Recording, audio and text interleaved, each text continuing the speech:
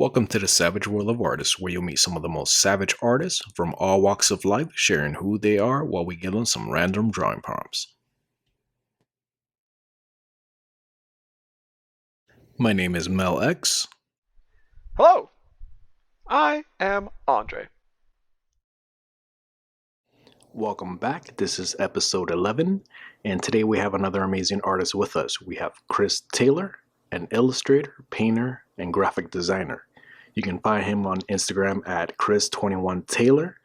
Be sure to give him a follow. Also give a thumbs up to this video, and if you haven't done so as yet, subscribe.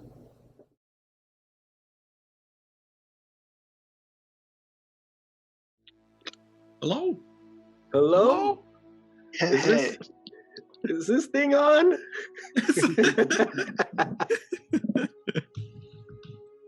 How y'all doing? Andre? Pretty good, Andre. How you doing, man? I'm doing good, bro. I'm doing Welcome. good. Welcome to the Savage World of Artists. Oh, am I being interviewed? Is that what's happening here? So, Chris, welcome. Are we gonna do how are we gonna do this, Andre? Because our intros are a clusterfuck. I know it's Look, that's the best part, though. It is the best. I feel like it's part. a bit. So I guess I'll do the intro. So whose turn is it then? I did it last time then. Yeah, it's my turn. It's my turn for an intro. So Chris, welcome. Mm-hmm. Welcome to the Savage World of Artists. What else do we say after this? Every time. How does this work? We do this every week. I don't know. You are not good on your feet, man. I am not good at this at all. Why do we even have a show? This is like, Welcome to the Savage World of Artists. My name is Andre. This is my co-host Mel X, and today we're joined with Chris. Hello, Chris. Perfect. All right, we're gonna continue with that. Perfect. Hey, Chris. How are you, man? Welcome to the Savage World of Artists. Hey, thanks for having me as well. Awesome, man. Awesome. Yeah. So, tell us a little bit about yourself. Tell us who you are, what you do, what type of art do you make, where you're from. All right then. Okay, so I'm Chris21Taylor. It's like Christ but without a T, but you could call me like Chris Taylor as well. And I'm formerly a graphic designer and an illustrator, but in my off times I love to make a lot of concept art around real life. So my personal experiences as well, and sometimes some sarcastic thoughts also. All right. Hell yeah. Where you from, Chris? Where you from? All right, so originally I'm from Guyana, South America, a very beautiful tropical country. But currently I'm stationed in Virginia. Yeah. Right on. How'd you get to Virginia? Because that's completely different weather. That's alone, the weather alone. All right, yeah. So I actually what should I say? For like years and years and years and years on my eldest brother been like telling me, you know what? I really think the US would be a great place for your art, etc. And I think I was always living in comfort home in Guyana because, again, as you said with the weather as well, I love tropical weather and I just love being in the warmth and the sun. Mm-hmm. And every time I thought about the US, I often like equated it to just snow and harsh winters, etc., etc. Mm-hmm. But I think after like some years, I believe it was in 2018, after visiting him once, I was like, you know what? I really believe that this guy's really telling me the truth. And from 2018, just getting a lot of networking experiences and so forth, I just decided to take a leap and migrate. So we worked and everything, and I'm finally here, just chilling now, working on art again, finding some new grounds. Right on it. So, so you said you migrated because you found some, you did some networking, and what did you get into? Like, what exactly what opportunities opened up for you in Virginia? Okay, all right. So the story goes back to New York, actually, New York and California. All right. So yeah. So my brothers, he originally lived in Virginia, but at the time that I visited him in 2018, he was living in California, right? So funny thing, in 2017, I quit my day job to do art full time, Mhm. It came on the events of me just feeling like so depressed at work, and had a lot of like I don't want to say like hardships, but I just wasn't feeling work at all. Mhm. So I was at home one day and I was listening to random songs on my phone. This Kanye West song played called Spaceships, right? Mhm. The premise of the song is basically saying that Kanye went through all these things and then he realized his craft is more worth anything than working a 9 to 5. So he quit his job and he's happier now. He's who he is today. So then the song played. And next song came out was Lauryn Hill's Superstar. And she was basically saying the same thing, right? In a Yep. different way. And so I sat up on my bed. I was like, right? So the next song played and it was Scissors Broken Clocks, right? And again, it was the same message in a different way. And at this time, I was like really remember feeling sorry to my ex-employer, but depressed at work, And Yeah. these songs, it seems like these songs were giving me like a type of sign that I should leave this job. So that day I called in sick and I stayed home and I painted and it felt really great, right? So next day I got up and I thought about work again. I felt like very despondent once more, like I didn't really want to go into work. So I called out that day again. It felt great. And the third day I got up the same feelings. I called out again, right? Mhm. On the fourth day I was like, you know what? I think I would actually quit, right? Yeah. And yeah, You woke up, you're like, typing fuck this place. I'm out of here. No more. because this whole process had me feeling very happy. I was doing client work. I was doing my own type of work. I didn't get a chance to do and stuff because I had a 9 to 5. I really like elevated my spirits and everything. And I was like, you know what? I really think I want to take art full time and not do a 9 to 5 anymore. So as I was typing up this email, another call came through from my manager, and he was like, Chris, I don't know what's going on, but you need to come in. Your coworker just quit, and like you really need to come in. Oh. And I was like, damn. This bitch really quit before me, right? I was like pissed, right? Cause I was like in my head, I said I have a perfect plan. I'll just like resign, and then he have the floor. He could do his thing at work and so forth. But I said, you know what? Probably let me just give him another chance. But when I went back to work, I still had the same like unhappy feeling. Yeah. I just said, you know what? Yeah, I think I'll take a risk and tender this resignation. I left and they were sad about it, but I was happy. Like my last day was so happy. So coming on to I tendered a resignation in 2017 December and 2018 January. I remember waking up and this happy feeling had disappeared, right? I think this is when reality kicked in that damn, I have bills to pay. Yep. And if I'm doing this art thing, I really have to make it work. And I remember saying, I sat up on my bed, I was like, damn, no inspirational songs today, right? And I was like, like the universe is pretty quiet right now, isn't it? Like, oh, okay. They already gave you your inspirational ones that said they were done. You're on your own now, kid. Exactly, right? So I sat on my bed and I was like, I really have to make this work. Like, you know what? My dad and everybody, I told my mom, to my dad, I told my brother, I was like, you know what? I can just quit and be an entrepreneur and stuff and be self-employed. And then I realized like to do all that, I have to be bringing in money and stuff. And I had like, I think as a week during a period or something, I was like, keep thinking like, damn, Chris, you really need to go back to your boss and say you're sorry for all the things you said and ask for your job back. And then other days I was like, no, I could do this.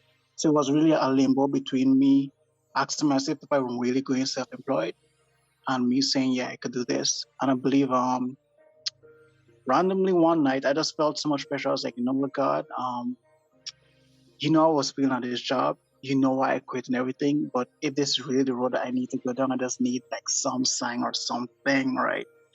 And my cat just knocked down a cup for some reason. And I was like, how could that be a sign, right? So I just and I went to bed. The next day, this guy just called me because he saw my art on Facebook. He wanted to commission me to do like some book covers for a series that he had. And I was like, this is probably the sign that I needed. That book series that he commissioned me for like covered my bills to 3 months and I had money to save as well. Wow. And I was like, this seems like it's something I could really do. And I just kept pushing forward. But again, I think this is like a common theme within me. Like every time I reach a certain level, I'm always looking for more. Although I was like making money and stuff, I was still feeling some type of unhappiness because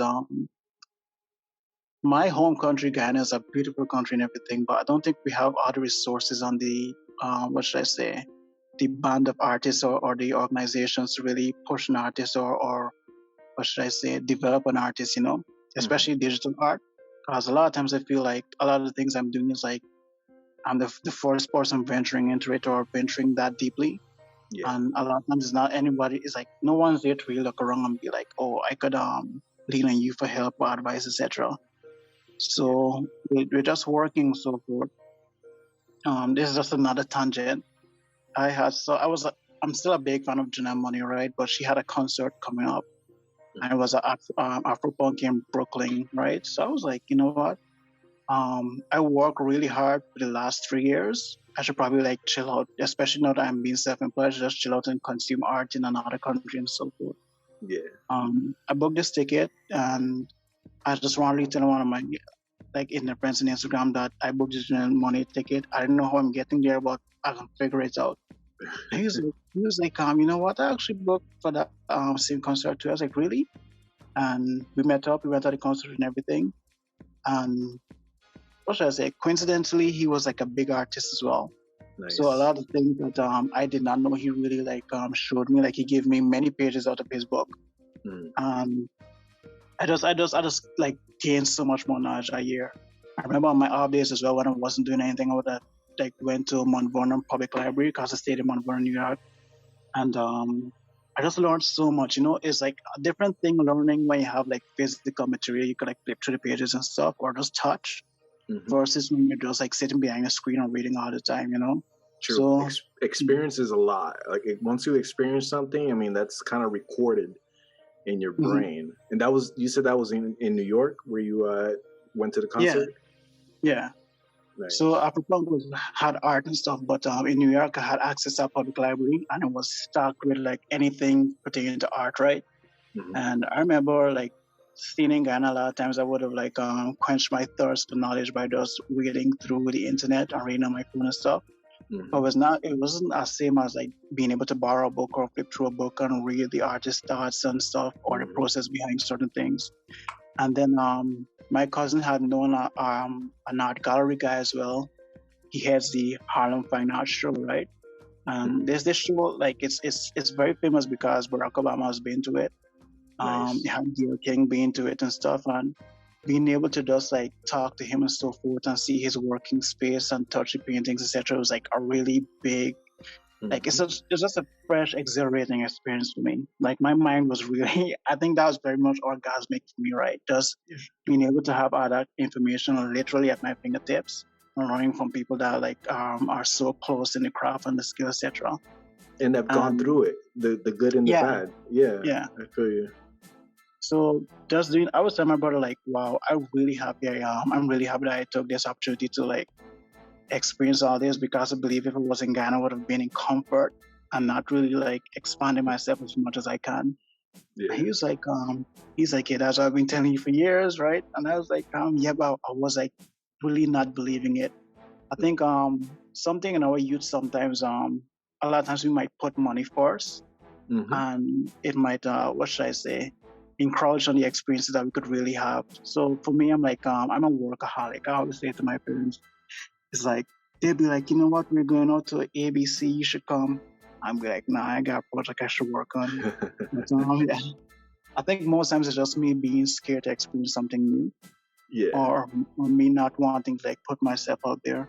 So I believe with that trip in 2018, it really like it showed me like I had foresight of what could have been if I had worked on myself or had access to more material that I didn't have access to over the years.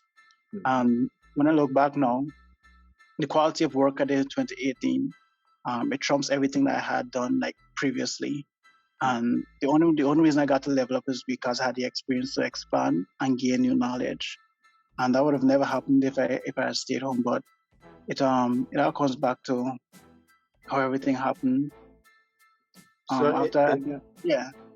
a way, you put yourself in an uncomfortable situation, and that kind of motivated you to evolve in a way, right? Because I mean, it's to leave home. That's not just home, but your home country. That's tough. You know, that's tough. That means you're going somewhere where you know nobody. You may know one or two people. You're in the most uncomfortable situation possible, and then to leave a job, that's even worse. And I completely relate to that. Andre could tell you that's it's very basically my story. Is like I was at a job so depressed. It was just like, you know what, I'm gonna call out. And I'm gonna call out the next day. I'm gonna keep calling out, and I called out for 2 weeks, and then I just quit because it was just it's you didn't tell no one. He just disappeared. And then people kept coming to me like, "Where's Mel?" And I'm like, "I don't know. He's living his life, bro. Might be dead." But I mean, that type of situation, Chris, is it's you know, not a lot of artists have, you know, everybody's journey is very different and it's unique. But one constant, I think, theme that a lot of artists have talked about is putting themselves in uncomfortable situations, and risking failure is what helps evolve. So do you feel like that's what really pushed you to kind of evolve, to just be at the place where you are today, just being as uncomfortable as possible and risking things? I believe yep and kind of no. But let's go on the yes part for it. I realized, like, in my whole like art span and my whole art career and so forth, curiosity has been the thing that always fuels me, like leveling up or evolving, right? So like let's say I might see you like do some like really fantastic painting, and I might look at it as like, that's really great. I wonder how he did it, and my curiosity make me or like lead me to opening Photoshop, trying out like massive different techniques and brushes and so forth, different options, just to like see which is the closest one that could give me the same look or the aesthetic that you had as well. And it's been the same for like my whole trip in 2018 as well. I was kind of curious of what a North American concert would feel like, you know, because prior I'd just been watching concerts on my desktop, clapping in my room, getting up and screaming the lyrics out and stuff, and I was like, I wonder how this would be if I was like really there. So yeah, I think me wanting to be, well, nobody wants to be uncomfortable, but just being in that discomfort as well pushed me to not want to fail. Because I think everybody has a fear of failure as well. Like nobody wants to fail. And many times, I remember around that period as well, I was like, damn, I can't just give up and not let this thing work. I have to really push myself. It's the same as with my grading as well. It's like my brother was like, you know what? It's a whole process. You might pay money and stuff, and you might have to wait years and years, or you might not get through, etc. But I really wanted it, you know, and I just kept pushing. I hold my faith, and everything just worked out. So yeah, I think the answer to the question is yeah. Absolutely, definitely understand that. So one thing we didn't touch on. What's your? Do you have a? Because we did an intro again, we kind of just jump into it. But what's your Instagram? What's the best way to contact you if anybody wanted to commission you? Okay, you could always reach me at Chris21Taylor, or you could reach me at Chris21Taylor.com. Either one will be very much sufficient. We got a website, 21.com. Let's go. Professional. Let's see what Andre has in store for us, because I think he's itching to give us a prompt and scare the shit out of us. Yeah. Is it prompt time? It's prompt time. Oh yeah. Wait, I like how you guys like to feel uncomfortable. So that was the whole basis of that conversation, right? We got to be. That wasn't the basis. That's not like. Did you hear Chris says he said yes and no, like yes uncomfortable, but no also. He like, said that pressure makes diamonds. A coal under pressure made diamonds. That's what he said. I heard him. I think you're feeding your own need to torture people. So I have a couple fun prompts for you guys today. You guys can select.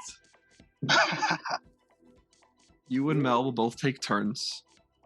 It starts adjective. Let me see. I got it written down here.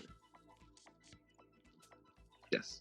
It's a verb or adjective. So one of you says a verb or adjective. Then the second person says a noun. And the third person chooses a sex. So male, female, or robot. And then we'll combine them together. And that'll be your superhero that you have to draw. Oh, wow. Okay. Wow. I like that one.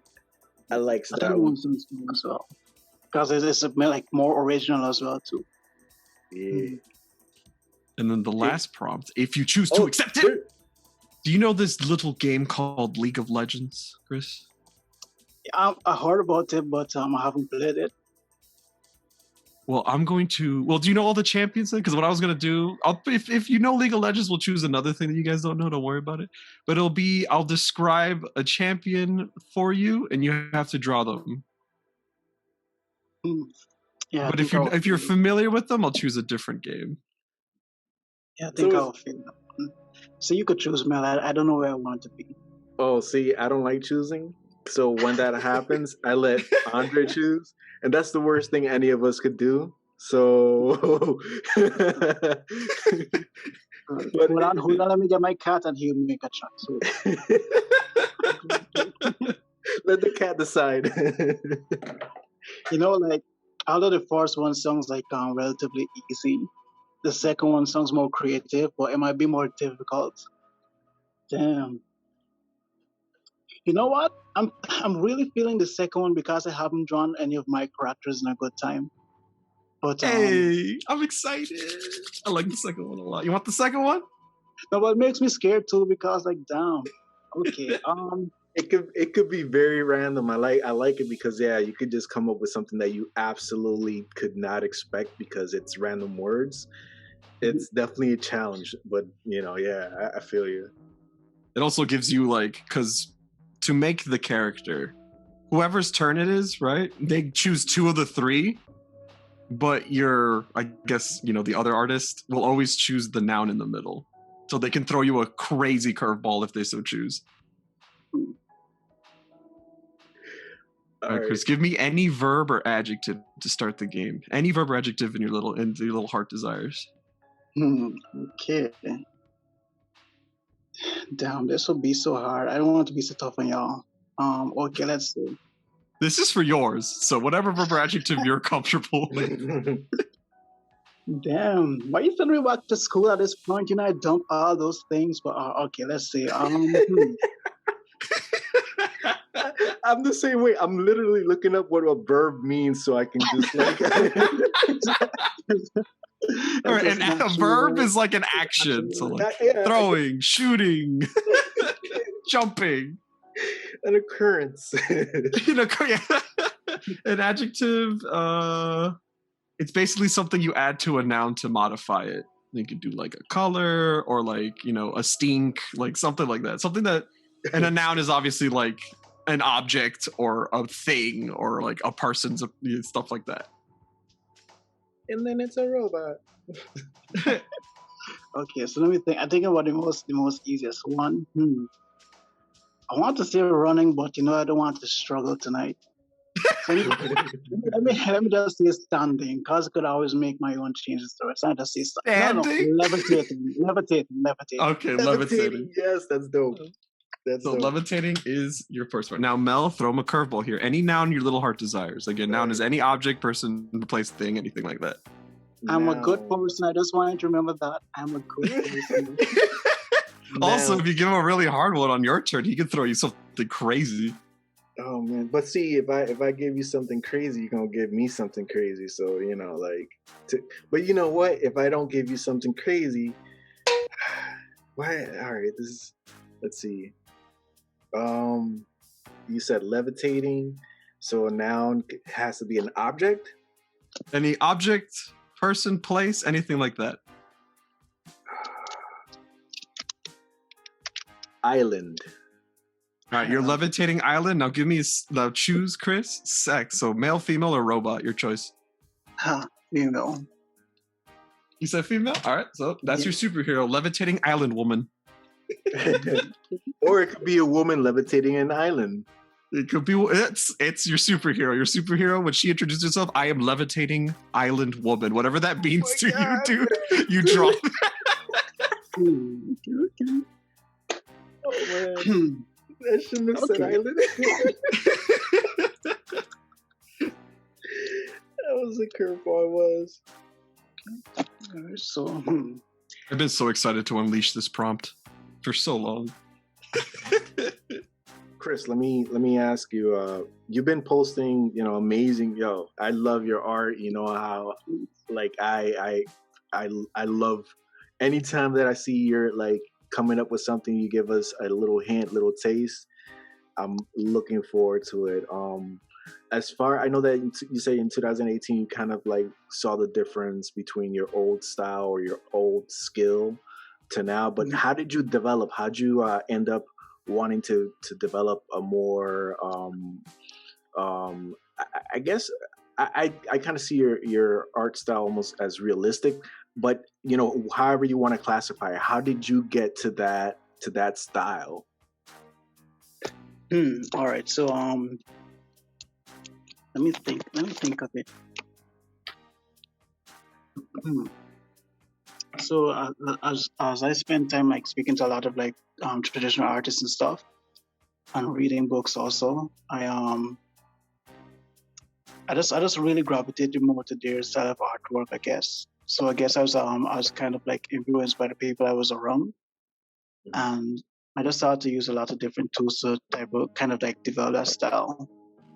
And I don't know, it just fit more to me because for me, I think I'm a perfectionist, and getting like very kind of like semi-realistic, realistic, and traditional looking is it kind of satiates that type of what should I say? Some oh yeah, kind of satiates that type of addiction that I had. Because for me, I'm weird. I like to work under pressure on pain and stuff. Um, I started like that kind of it was just like in line with what I wanted to do. So yeah, So yeah. I don't know if that answers your questions, but it does, but I definitely have a follow because it does have that, and I think I've asked you and try to like prod information out of you when we've talked because Mhm. your art does have this like traditional art like feel, that grit, and it's very like it's grounded, you know what I mean? Like there's always a certain feel to traditional art, like there's always that um I don't know, that grit to it, and you Mhm. have that effect in your portraiture, and all your art kind of has that very grounded feel. And did before you had that feel to it, did you have anything else? Did you have more of a comic book style, kind of smooth art style or anything like that, or was this always what you were working up to? Huh. I remember, yeah, before I had developed this type of art style, I had this I don't want to say comic book. It Hmm. was just like basically smooth and very dark. It was always dark beforehand. I think that's another common like thread I see in my work as well. It's always dark and gritty and moody and so forth. So before it had texture that it has now, Hmm. it was often like very dark and desaturated. Yeah. But I feel it was that way because I don't know, like again, how you're feeling as an artist really affects your work. Hmm. And at that time, I was very much I don't know, I was consuming a lot of more to combat and a lot of like unhappy movies and unhappy songs. So I guess it reflected in my work. Because a lot, if you compare my past work, it's always like some rainy thing or somebody standing on a lonely street or very much desaturated muted colors. But now I'm like kind of happier and stuff. My work is more colorful and more joyful and more like dynamic. Hmm. So yeah, Yeah. Yeah, I'm looking at your Instagram, your first post, or the that's still oldest up. post. Yeah, the 2007, March 6th, You're in this 2007. voice. We're going back right now. We're going It's way like back. that's still there. March 2017.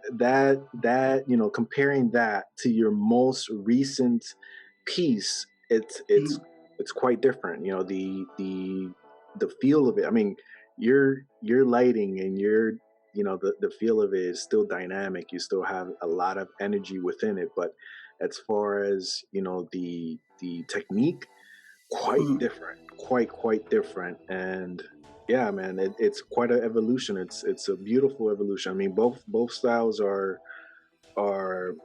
very unique and they have a personal touch and very detailed. but Mhm. they differ. They differ a lot. Yeah, well, the funny thing too, because I'm about to draw a character at this moment, and I'm thinking back, like, I don't know if y'all do it, but for me, a lot of times, I don't know, like a lot of thoughts and stuff, my personal thoughts, my personal life are going into my art. So Mhm. I'm looking back, as you speak about it, I'm looking back at it as well too. So a lot of times the characters I create are just like fragments of myself or things I would have felt and so forth.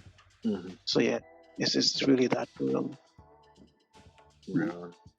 Well, So it's thanks a for reminding me to take that down though. Thank you. Oh, don't take it down. no, man. But like the lighting, I'm learning from the lighting alone and the your edge, how your edges are so they're kind of blurred, so it gives it a almost like a motion and everything.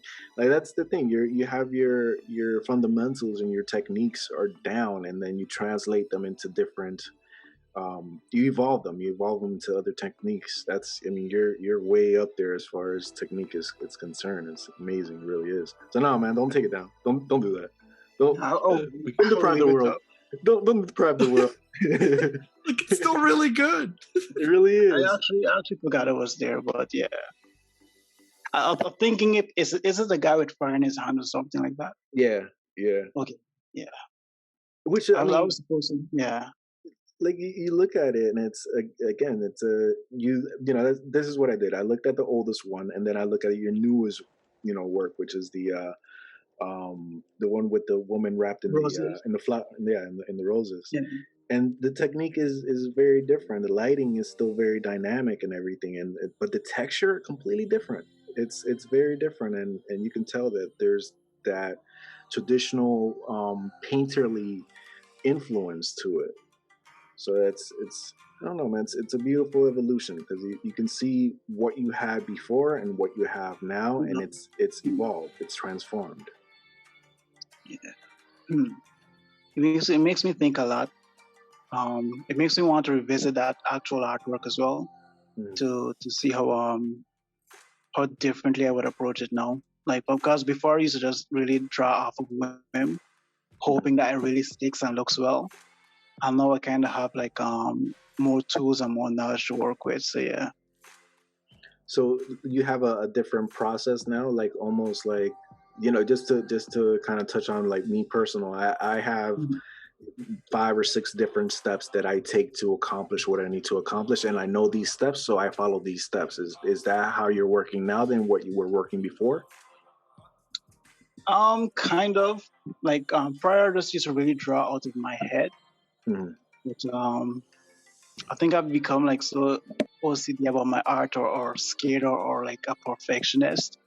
Like I just have to make sure I have a reference. I have to make sure like I cross check to make sure like the arms or the ears or the hands or the fingers look like the same. Mm. So yeah, I think before I wasn't using any reference and now I'm actually using them.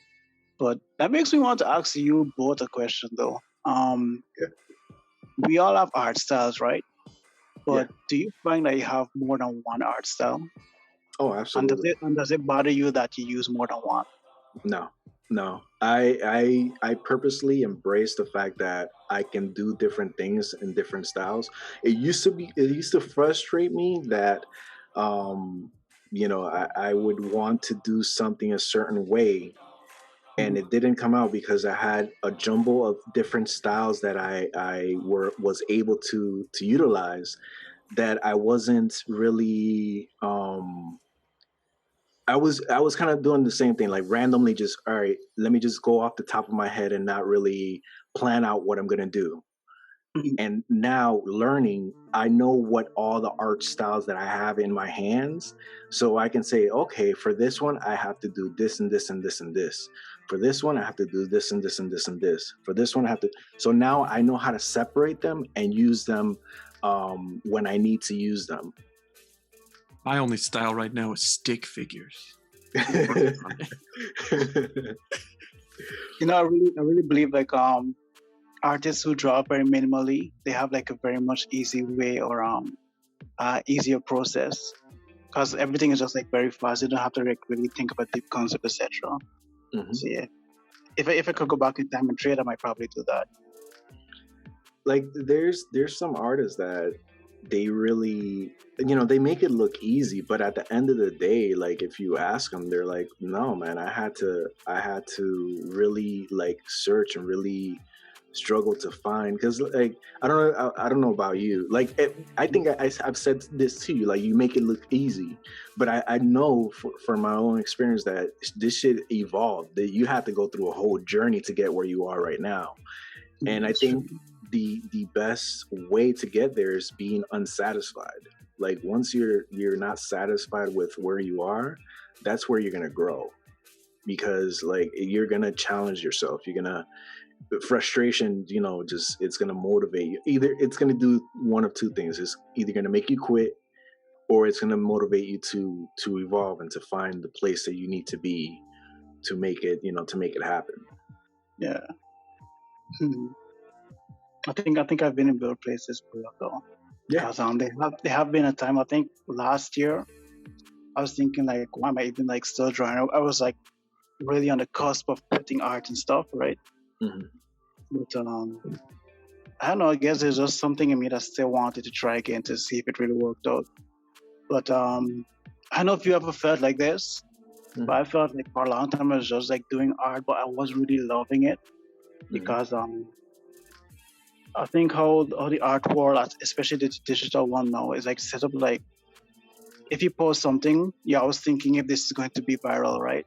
Or you're always looking to make something that's trendy or very viral or something that could like really push your career in a farther space. Hmm. So although I didn't really start, but I really started to like just really express myself. I found like in a couple of years, I was just really trying to stay on top of trends. If somebody died, I'm running to go and draw that person.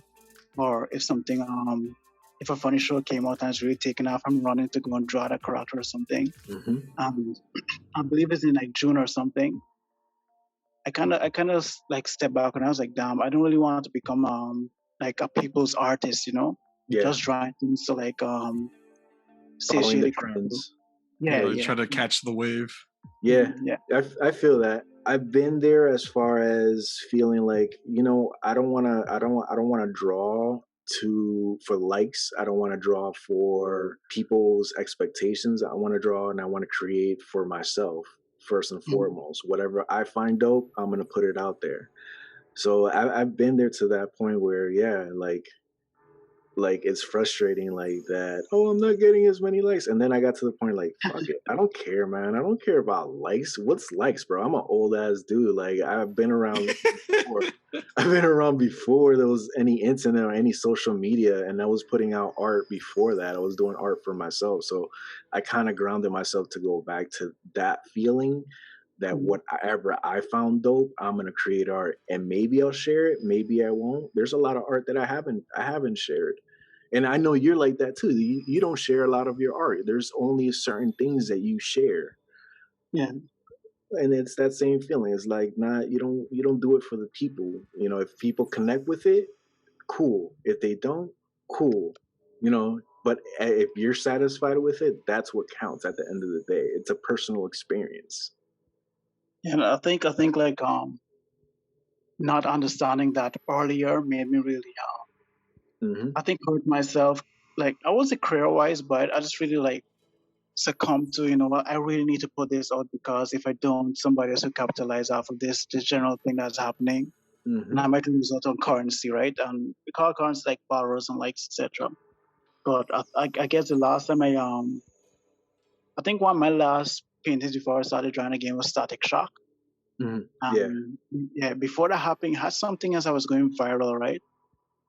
And one of my friends was like, why don't you get on this trend and do this? Oh, Sailor Moon. Sailor Moon was going viral. Everyone was trying Yeah. Sailor Moon stuff. So I Yeah. was like, Yeah. Someone's always gonna be viral. Always. yeah, that's true too. But I remember like I was remember telling my friend like I don't really feel like I want to draw. I know it's like doing well and stuff, but I kind of want to draw something that I enjoy, right? Hmm. Around that period, I was like really revisiting Static Shock, the series, Hmm. and I was like, damn, why did they cancel this show? 'Cause the show was like very much. The show seemed like a very family-oriented show with a lot of like moral compass issues and stuff, and like it just teaches you stuff to really be more human. Yeah. So Yeah, I watched that show almost made me cry like twice, and I was like, not tonight. I cut that shit out right away. I was like, you're You're doing talking this about to me. the old WB cartoon, or are you talking about the live Yeah, action yeah, stuff? yeah. Yeah, The the old WB WB one. cartoon. Yeah. That Because the they have like, episode where he goes over his wife friend's house and like how he has to be super careful because his dad's like racist as shit. Like that shit haunted me as a kid. Yeah, it had a lot of it, you know, and it's funny. Like I'm huge. I love comic books. That was a Dwayne McDuffie, and rest in peace, Dwayne McDuffie. He was a great creator for DC, who basically headed. He was the head of anything that had to be with whatever they considered quote unquote urban. So he took it upon himself to make sure that those TV shows, those characters got the respect that they deserve and address the type of issues that are real life for for Black people. So like that's all Dwayne McDuffie, and he was a gift to the culture. He really was. And rest in peace, Dwayne. Like he really did a lot. I'm looking at the piece, bro, and that's dope as hell. That's a dope piece. That Static Shock. You put work in progress. For me, that's a done. I would call that. Yeah, dude, I did this. This is done. And you call it work in progress. What else All you right, got? Chris. Like a, All right, Call it Chris. a color. I just think it's work in progress to me because if you look at it, it's kind of like not what the traditional static might have looked like. It looks like more darker or medieval type of thing, right? Yeah, a And little older. yeah, I think that's like most like in my art style of anything that's like archaic or like Dungeons and Dragon esque or Knight esque. So when I say work in progress, I just meant like, I know this is dope, but I just want to like hold up and make sure I'm giving it the best execution I could. Like I could have rushed it, and capitalize and then go to bed. But I just wanted to make sure something I really put my heart into, because looking back at the series, it felt like they really did some great work on the writing and stuff. Oh, I didn't rush it, and I wanted to like give the art the same type of respect. Absolutely. But yeah. Speaking back about the episode where you were talking about the one racism, another one that really hit me is this orphan, they called her like Permafrost, I believe. And it's like these people were giving you facts as well. They were saying like 5 in 10 kids are like, what should I say, homeless around this period of time, etc., etc. Oh, I know what you're talking about. Yeah. And I think it made this the voice actor for that girl just made me feel very emotional. She was talking stuff. Her mother died. People were abusing her. She was going through so much. And I was like, really, y'all putting this in a kid's cartoon? And it made sense now, right? Because like it can really hit you like to think like about life and stuff, how good you get it, now other people might not have it well. And just talking on top of that episode, I had another one about gun violence and how this guy is being bullied, and he suddenly brought a gun to school, right? And I think he was being bullied so much and he couldn't take the pressure and stuff, and he ended up like shooting somebody. Well, it was like there's like so much deep episodes to make you think, right? And I was like, wow, these people really do some really great job. And I just fell in love with the static thing. And I said, you know what? I'm going to actually go and paint something. And I did. So, yeah. It's great. They don't make cartoons like that anymore, man. No, it's rare. It's rare. Everything's, yeah. There's such a divide. Well, not to go into politics or anything like that. We try to stay away from stuff like that. But, like there is such a divide in the country of, what's acceptable, what's not, what we can talk about, what we shouldn't be talking about, that it also affects programming, like back in the day, growing up. Yeah, man, they talk, if it was the right show and it was the right creator, they talked about all those sensitive issues. Like, like they used to have in a very special episode of, like they had that moment, that type of episode where it's like, yeah, they're about to touch on something very deep. And nowadays it's just like, let's just feed the carnal, what are they called? The pheromones, or not pheromones, the endorphins, excitement and action and this and that. There's no more like, yeah, let's touch into the tap into the consciousness, into empathy and anything like that. Now it's just like action, excitement, things like that. Even how fast can we give these kids ADHD? How fast? Exactly. Like, let's make a fast food nation where everything has to be quick and exciting and things like that. But yeah, man, that I love this piece. And you say, yeah, again, like I don't know. There's a thing about when you do a piece that's it's you know it may be unfinished for you, but when somebody looks at it, they see a completed piece. You know, us as artists, we don't necessarily say we complete a piece. We just stop working on it. That is true too. Until you go back into it like 2 years later. Yep. Now the Static Shock needs lightning and color and a backdrop where he's fighting crime and Exactly. Like yeah, like 2 years later you might go back. Like the first one from 2017, you're already thinking about, hey, you know what I could do with this one? But a good joke. That one from 2017, right? Mhm. Is a second slide on a Static Shock post. Oh really? Oh, so there's more to it. There's we need more, Chris. We need more. we need the story behind this one. Yeah, so I like to so I like to do this thing of duality a lot in my art. Mhm. So when you look at my artwork, you see something nice and stuff, but it's always some type of like strange or somber meaning behind it. So if it looks very happy and stuff, just know there's something sad there. If it looks very sad, know there's something happy there. So with Static Shock, I wanted to do like a whole with Static Roger Hawkins, I wanted to do like a whole duality thing of like him versus one of my own characters. Mhm. And they're both like at face view or face level or just front on profile. But when I set WIP because I wanted to make it like more than what it would have been. So it would have just been one of my own original characters versus Static. And for me, I saw it as a chance to like really push out my own work as well. Because again, Static is well known. He's a very underrated character, and I believe you'll be interested in it as well. But I just wanted to like show out my own character design and stuff. But that fire character I had drawn, it really was birthed out of my younger brother, I believe, right? So I have a younger brother, but for some reason, like I don't have an eye cool. Like I just think he has a very like fiery temper sometimes, right? Yeah. So that character is really in my mind, that character has siblings and stuff, but that's the only one that's like the black sheep of the whole family. So like he's quick to temper and stuff, or quick to anger and so forth. And again, being a cliche and stuff, fire is his type of element, etc. But the only difference is like he really can't control it. So whenever he talks to people, so you tell him that his power is not fire, is really like Jubilee from the X-Men, how she could do firecrackers and stuff. Yeah. Yeah. He tell him that his thing is like just something like that, like just explosive magma, etc. Right? And he's what should I say? He's able to wield it in such a way that people really believe him, but deep down inside, you just really can't control his fire. So you just like carve that into alternative. Not like sometimes we might not have the best out of something, but we make something out of it. So like, yeah, that's the same thing that he's doing. He can't control it, but he made something else of that failure or misstep.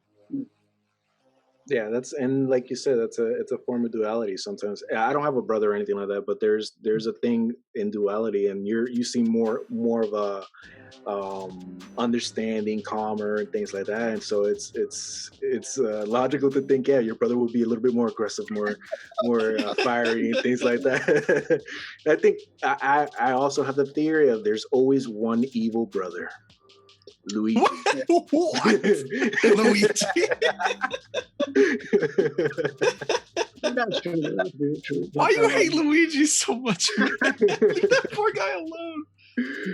Just a callback to listeners. Luigi Prime. We all know there's always an evil brother. Andre is also the evil brother. Nobody knows what dude. he is. He is for real? Yeah, dude, like when we were playing on Little Kids, we had bunk beds, and I was on the top bunk, and my brother was like climbing up, and I grabbed his hands, and I was like, "Long live the king!" And then I pushed him.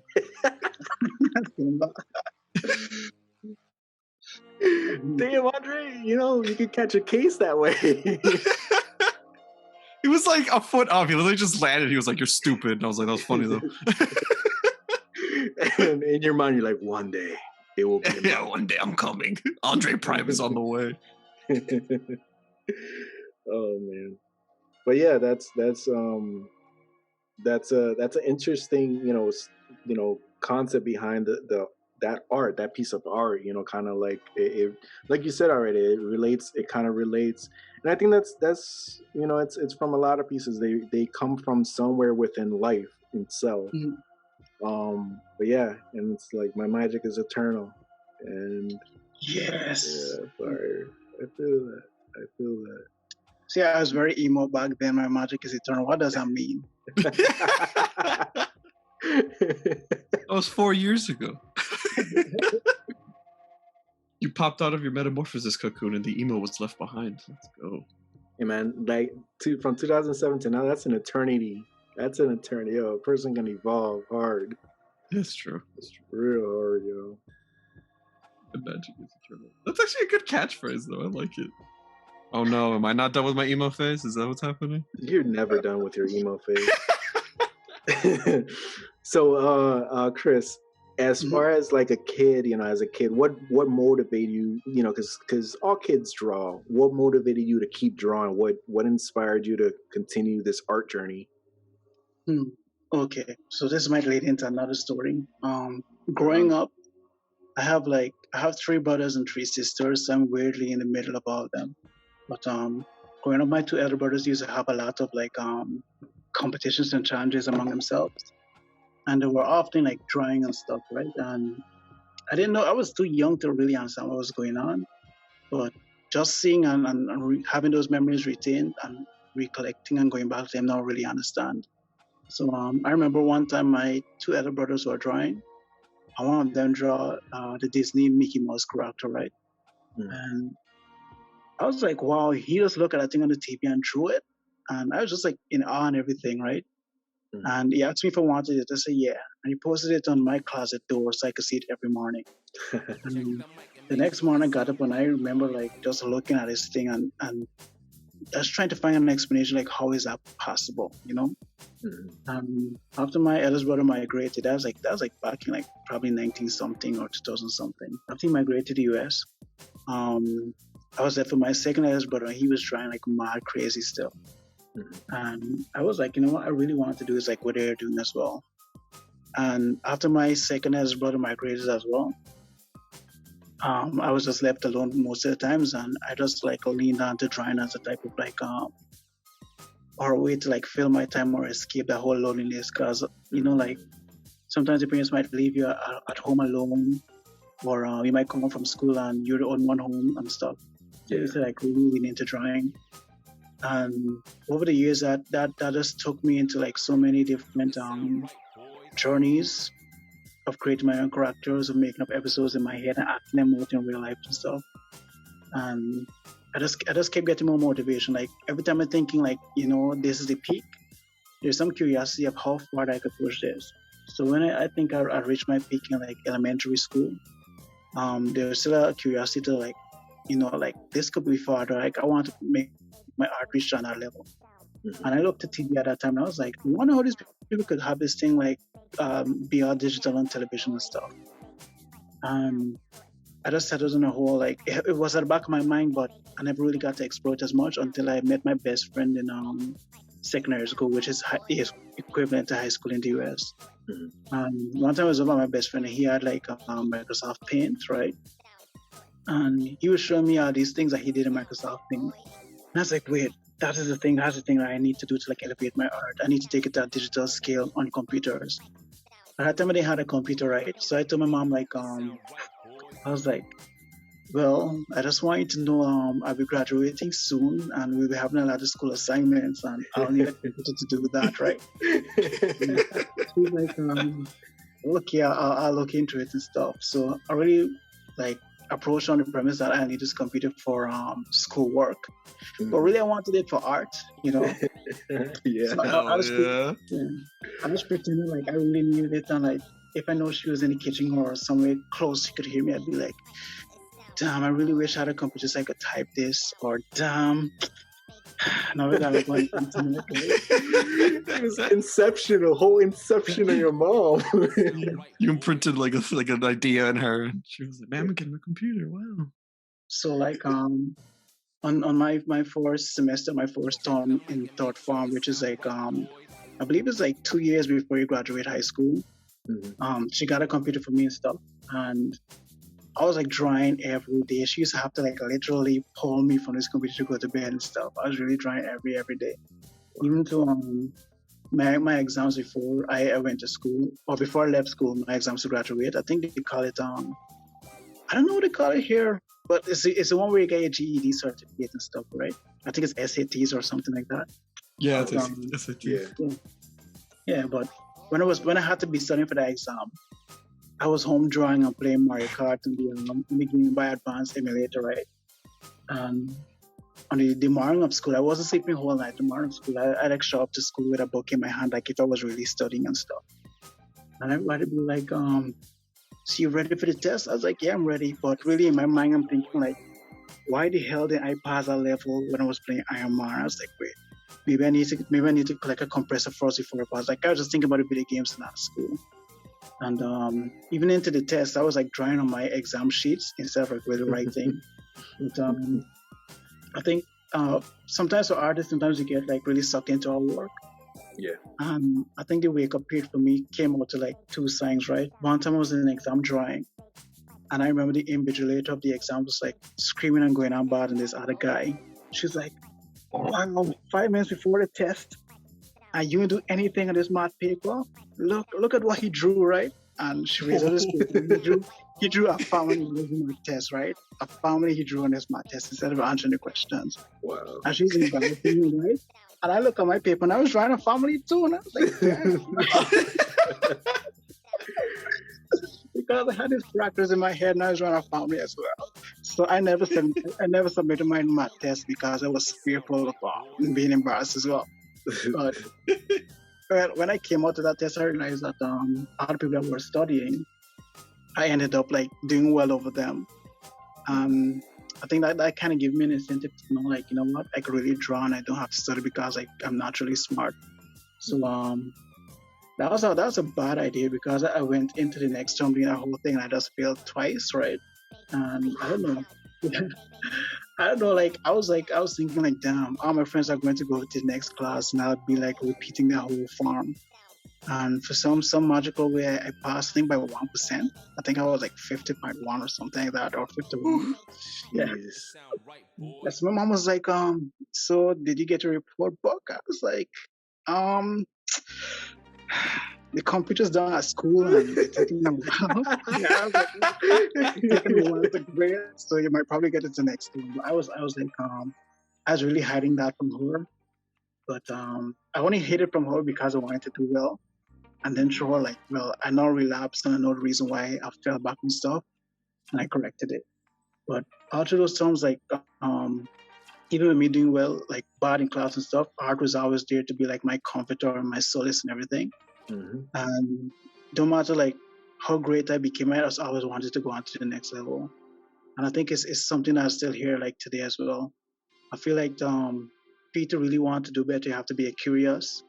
Mm-hmm. And sometimes you might need to lean on to other artists and stuff to like really learn, because just like you guys having this podcast and stuff, might be a nice like gaff and a nice laugh and stuff, but really you might learn something from watching another artist do something. You might be like, oh well, that's what this person uses tool for, and then you might use it as well in your own projects.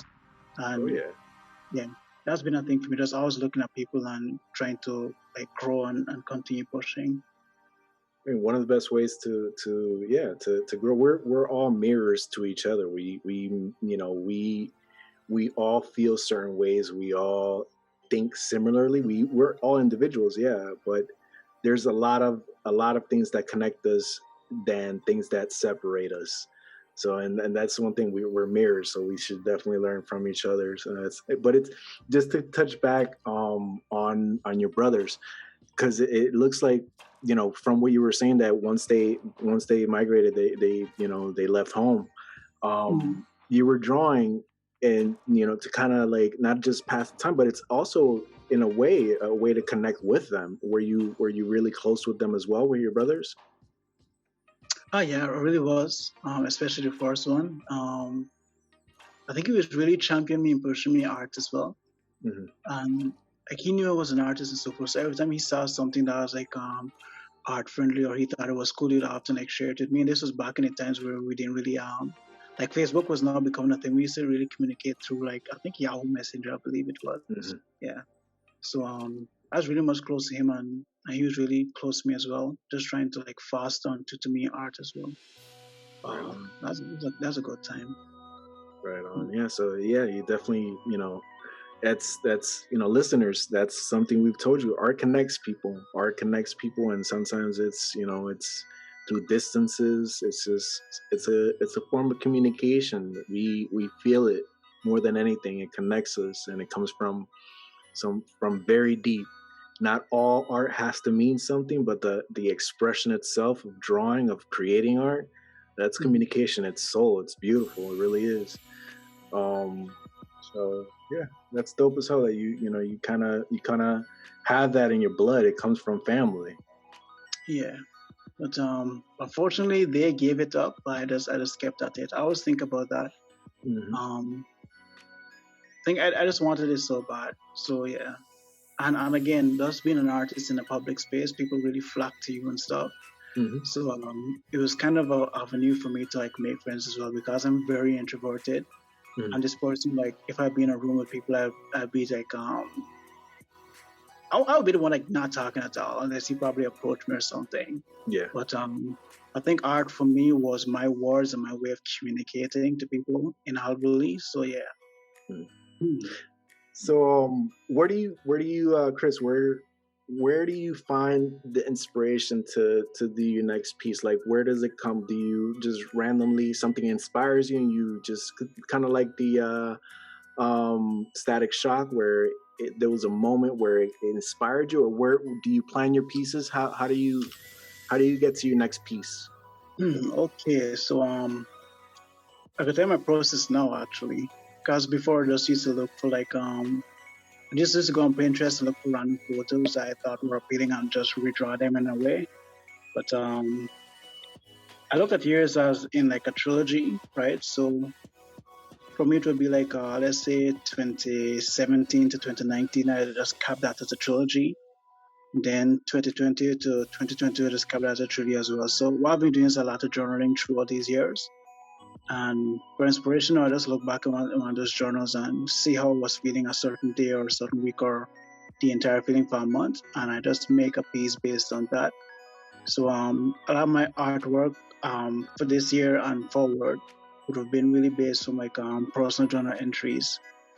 Sometimes I would like really say what I meant or where the art came from, but other times I might just leave it open for interpretation. So as I'm having this whole conversation with both you guys and stuff, and I just get a general happy feel or a thought about self-help, I might journal that, and then the next time I draw something, I might be in the same vein. So I think for me, that's really where most of my inspiration comes from now. Just my own experiences or hearing the stories of other people as well. Right on. So it's coming from your external motivators, whatever you're being exposed to. That's beautiful. And music. Don't forget music.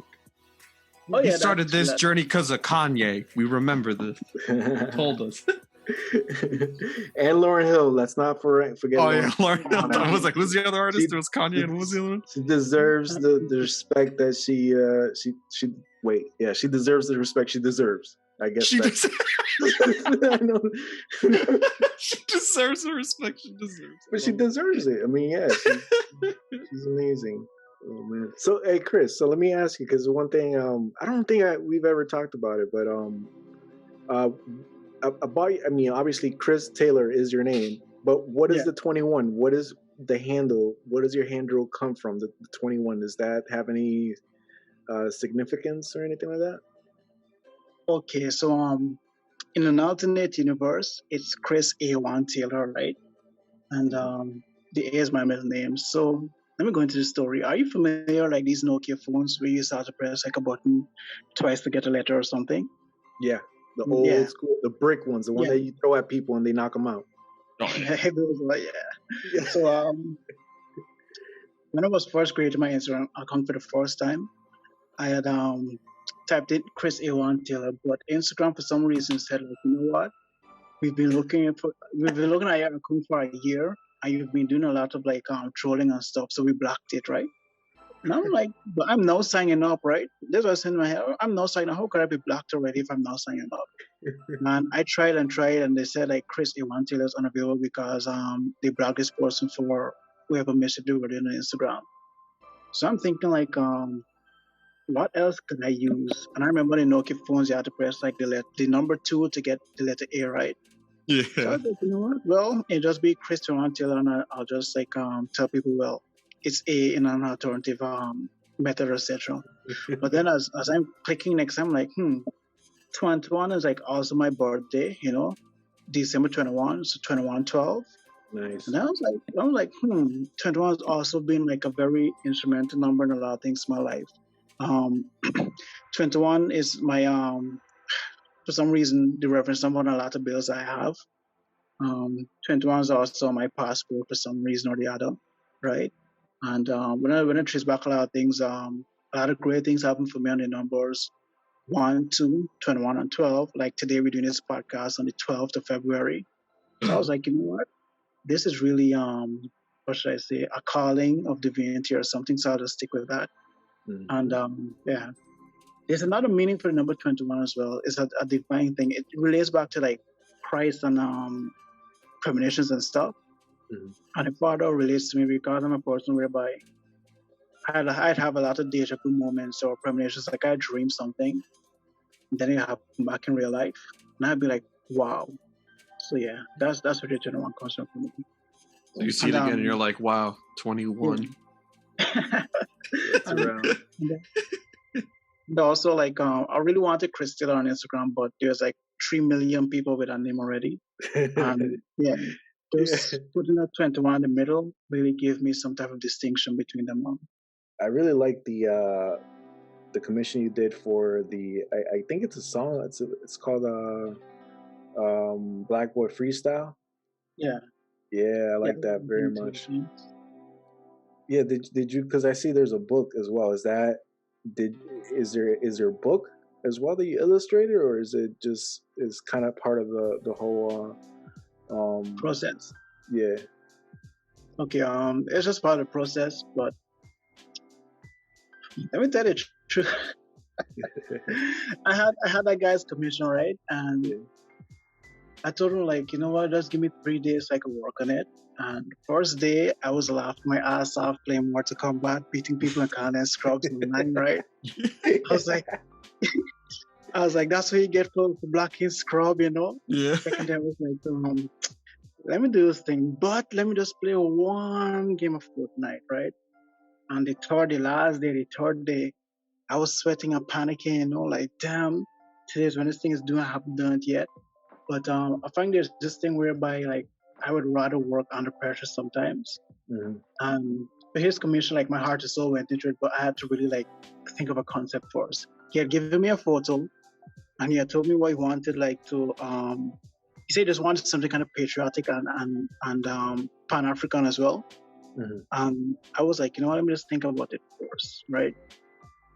And I was like, I don't know, for these first 2 days I didn't have any ideas, but when third day when it was due, this is when the most ideas came to my mind. And that's something that happened to me at work as well, working for my old employer. It's like they had some marketing concepts that I need to really get off the ground. I wouldn't have anything in my head until like the last day. And they always ask me how I do it, and I don't know too. I guess I'm just always scared of being fired or being called for not having anything at the last minute. Yeah, the pressure. I think it's just part of my process of last minute panic being my superpower. And that's one of the posts I wanted to make like this year as well. And it was really titled I Wish I Could Control My Superpowers. Like in the X-Men, Jean struggled with hers and they all struggle with their abilities and all that. I wish I could control my last minute panicking and really make it work for me. Even like my best logo projects and stuff. When I finished it and stuff, I was like, as I was often think like, wow, I wonder how this would have been if I had put more time into it, Like it's great here, but I wonder how it would have been if I really like I don't know, like spend more time baking it, etc. But I guess we'll never know as long as I just keep doing it in the type of not sporadic, but spontaneous way I do art and stuff. Even on to this, right now, I still have the same thought. Like, wow. But it kind of, like you said, it kind of feeds into what you, because I'm looking at your art, and nothing looks rushed. Nothing looks like it was done under panic. Nothing looks like it's, nothing looks half-assed or anything. Because if I'm rushing at the end and I'm like under pressure, like, yeah, I can work under pressure, but a pressure of like, oh, I have a week to do this, like if I have a couple of days to do something, it's getting my worst work type situation. But nothing looks like it's half-assed or like halfway done or anything like that. Everything is high quality. So even though, yeah, it might be under pressure, or under constraint of time, you put in so much skill.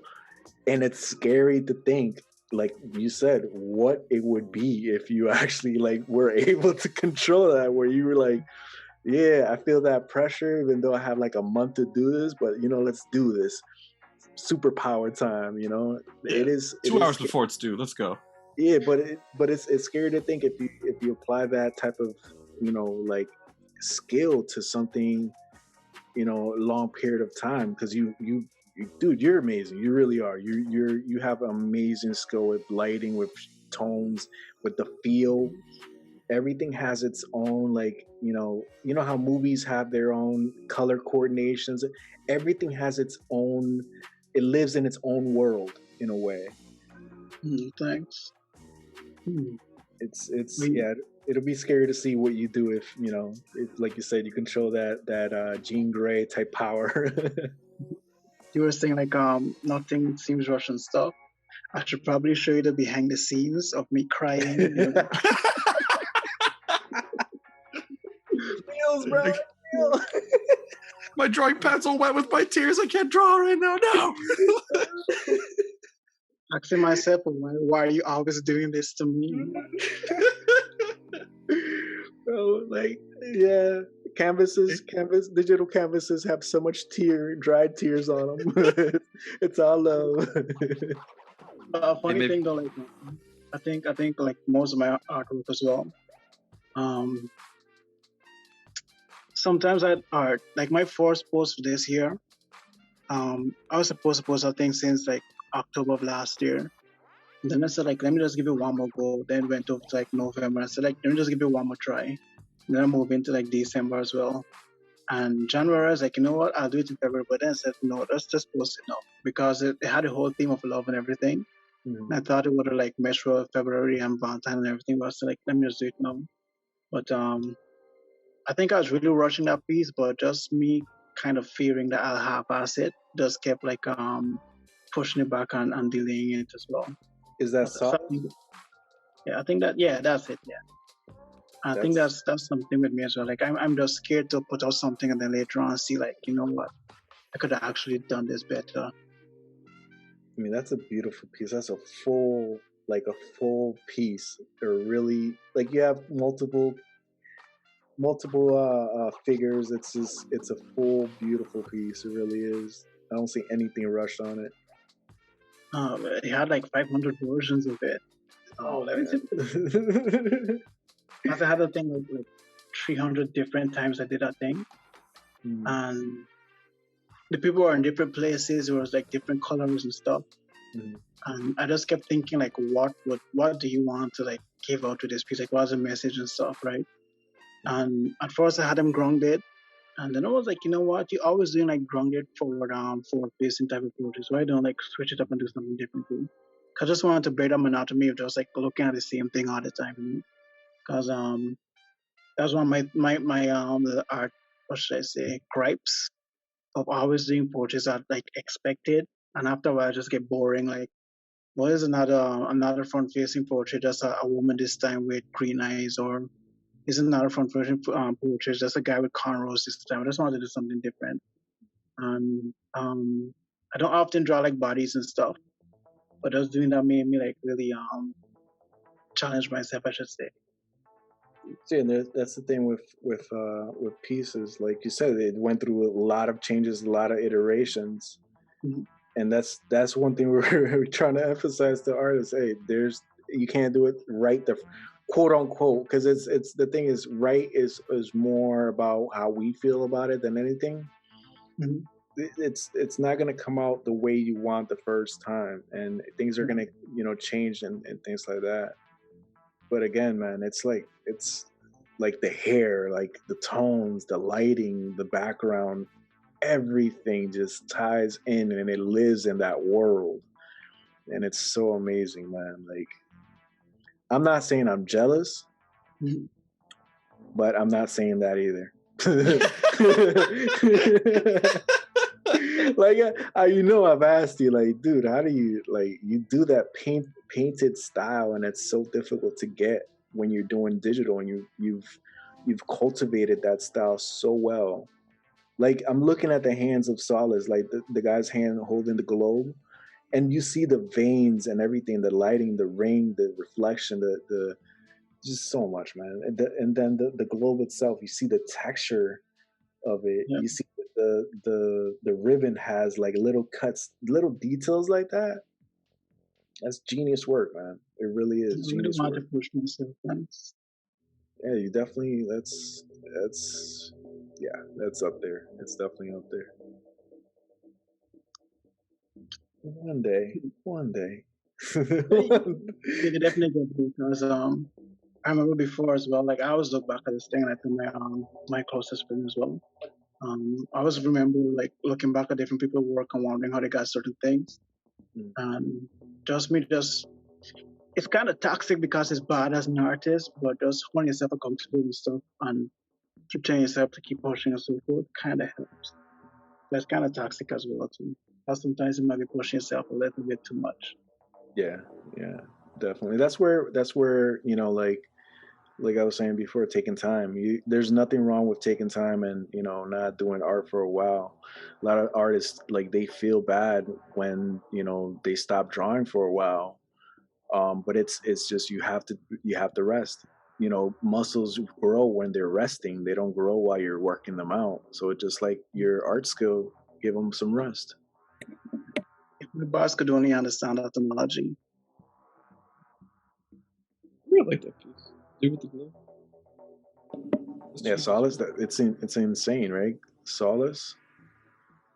Is that what it's called, Solace? Or is that the dude? Solid. Yeah, that's what it's called. Can't stop Like, staring at your third one. And how you change his hair. He had like this crazy triangle.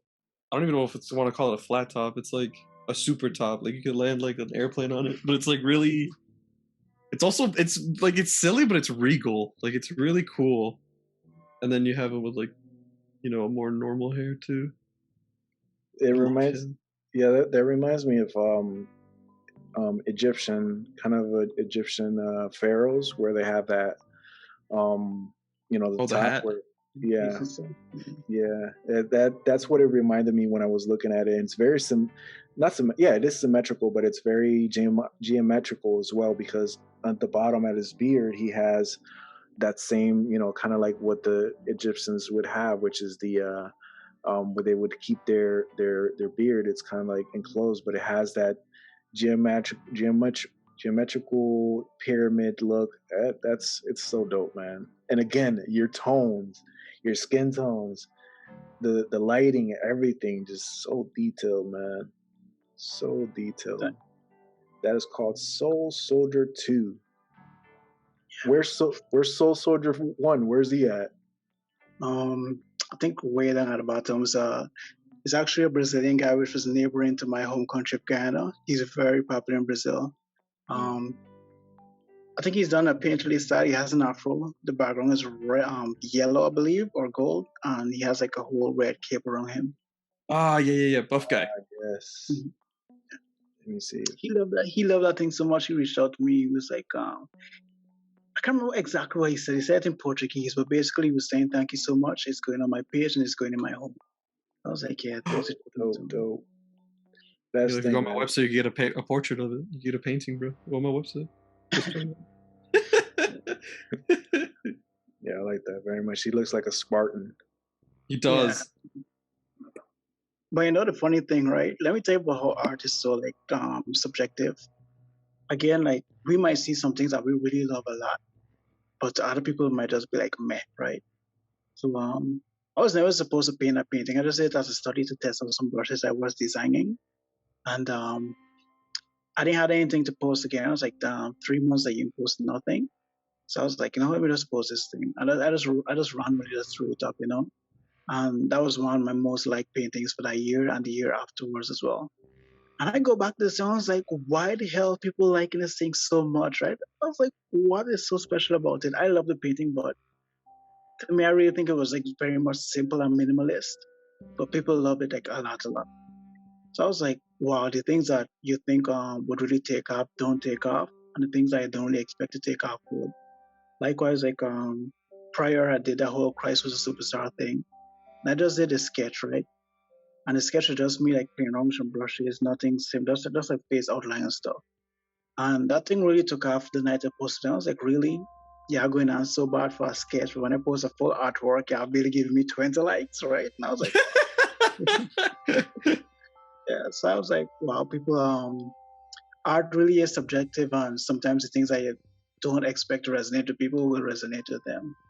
And that just made me like take my feelings out to certain artworks a lot because different people are into different things. I never know. So Chris, as far as I know you've talked about concept art. It's something that you've been doing. I've seen that you've done album covers as well, and you said you've done book covers. But as far as your career, where do you see it? Where do you see it going, and how do you want to be remembered? So I was making a joke to one of my friends the other day, and I told him I cooked, right? So he's asked me if it tastes good. I said like, yeah, but in 5 hours I know if I really poisoned myself or not, right? Because I really I just close my eyes and just threw things in that part. But he was saying, so how would you like to be remembered, right? And I was telling him like, he liked cats would have sufficed to my tombstone, So like, yeah, but 5 years from now, I think more than anything I want. To see that tombstone, I like cats. And a giant cat statue on the top. I'm sorry. I'm sorry. Go on. Yeah, but more than anything, I think like 5 years from now, I kind of actually want to be teaching people in some one or the other. I think there's a lot of things I would have known, and it isn't very easily accessible knowledge. I think a lot of people have been able to like benefit off of it. Like I had the time to go and dive into stuff, but somebody who might be working or somebody who might not be like as tech savvy as I would be, to like open an image and break it down and see exactly what really made the artist put this together, etc. I just want to share tools and those tips and tricks to the other artists and stuff, and help them to like know how to go about doing some like certain things and so forth. I just think I have a lot of knowledge on my helping like making solutions and making your work easier. Just like this overlay of making this whole thing blue very fast without painting it blue. Mm-hmm. And yeah, I just want to be a teacher in like 5 years or more. And hopefully, yeah, I think hopefully probably go back to school if everything works out. But the teacher will be the most ultimate thing about. That's dope. So you really basically cool. you wanna cultivate the future artists, pass on the knowledge. Yeah, especially in my country again. Like the funny thing I always tell my best friend is, I said like the first time I came to the US, I saw a lot of arts for STEM, right? And STEM was probably I think science, technology, something with like engineering, arts, and mathematics, something like that, right? Mm-hmm. Yeah. No, STEAM. That's STEAM. Yeah, STEAM with the arts and everything. But home in Guyana, we have something called STEM, right? So basically, they kick the arts out of STEAM and leave it as STEM. So oh my god. Yeah. So like our government, how they support the arts, it could be like done really better because I see like everything else will have a budget, like sports and stuff. Mm-hmm. Sports, they have a budget. Science will have a budget. You see people invest in robotics and stuff, but art will be this thing whereby if you want to be an artist, you have to be like everything has to be like self-solicited. You have to go and get your own resources and stuff. Mm-hmm. But the only time they might really like support you is if they need you for like probably a government project or this thing called CARIFESTUM. which is like a whole Caribbean melting pot of like a whole festival celebrating every Caribbean country, etc. Mhm. So I think in that regards, I need to like really have more like strongholds and more tutors, etc. And I want to be like a part of that to really help and engage minds and lead a path towards future artists, especially ones being digital. I think to this day, like I'm still reaching out and linking a lot of Guyanese artists, and they're like, "Well, I never know a person like you existed." And I was like, "Yeah, I never know a person like you existed either." And it's weird because like we don't have a place where artists could really link up. And all the time I'm saying like, you know what, somebody should make this place up, but it seems like I might have to really like kickstart a thing because sometimes we people just say things and say somebody should do it when really they have the power to do it themselves. But um, I think once I just get my whole feet on the ground and everything, I'm gonna just make a space like that where artists, especially in digital realm, could like share resources, share tips and tricks, etc., and just like level up each other. Nice. That's Right on. sick. Yeah, that's That's fucking awesome. sick. And one thing is, it's like you said about STEM and STEAM. Like Mhm. here, it's only by it's very they have the name there, but art like art budgets have been cut down a lot too. Like there's such a lack of respect for artists until they're needed, Yeah. and I think that's a worldwide thing. Um, so I wanted to ask you, as far as your goal to become, on your way to becoming an artist, the artist you are today, and the artist you want to become in the future. How has the support from your family been? Okay. Now it's been great. I think I had to make them proud before they really like saw it. But beforehand, I think like every day my teachers and parents used to complain to each other that I'm just drawing and not really doing work from school and stuff. So growing up, I would have often had to like hide my interest in art behind something else. Just like the computer time, my mama wanted a computer for assignments, but really I was in Microsoft Paint doing whatever I wanted to do, or going into my room and painting. And I think, yeah, I'll tell you now, sorry, but just going to my room, just saying I'm going to do homework, but I'm really painting, etc. Mm-hmm. I remember it's so tough. Like I just remember all my teachers just really was very much adamant about me really doing any art, because often they just believed like it had no place in society. It wasn't something to make money or aspire to be. But until I started to make things work, things I didn't even know exist myself, there's when people like really realize like, oh well, this is something that's actually um, beneficial and really holds a big or a strong place in society. Nice, nice. And I think that's we've asked this question a couple times, and it's always different, the perspective, because in society, I think again, it might not be everywhere, but there's just this, unless you're becoming a doctor or an architect or a lawyer, the artist becoming an artist, they don't feel like it's a viable career. It's so disappointing because everything everything that designing cars, shoes, TV shows, everything takes an artist. If they're looking at it, it's an artist that made that. And I don't think a lot of people realize that, nor give the respect that it deserves to the fact that somebody who had a creative background, that had art in their life, created what they're enjoying on their phone, their computer. It had to be designed by an artist. They call them some fancy name like engineer, but they're an artist. Yeah. Yeah, that they went to school to be an engineer, this and that, but at the end of the day, they're an artist. Entertainment, graphic, 3D, all those things they take artists. And one difficult thing for parents is to accept their child to become an artist, because they see it like they have it drilled. And I think older parents are like this. They see it as a starving artist only, like artists just starve.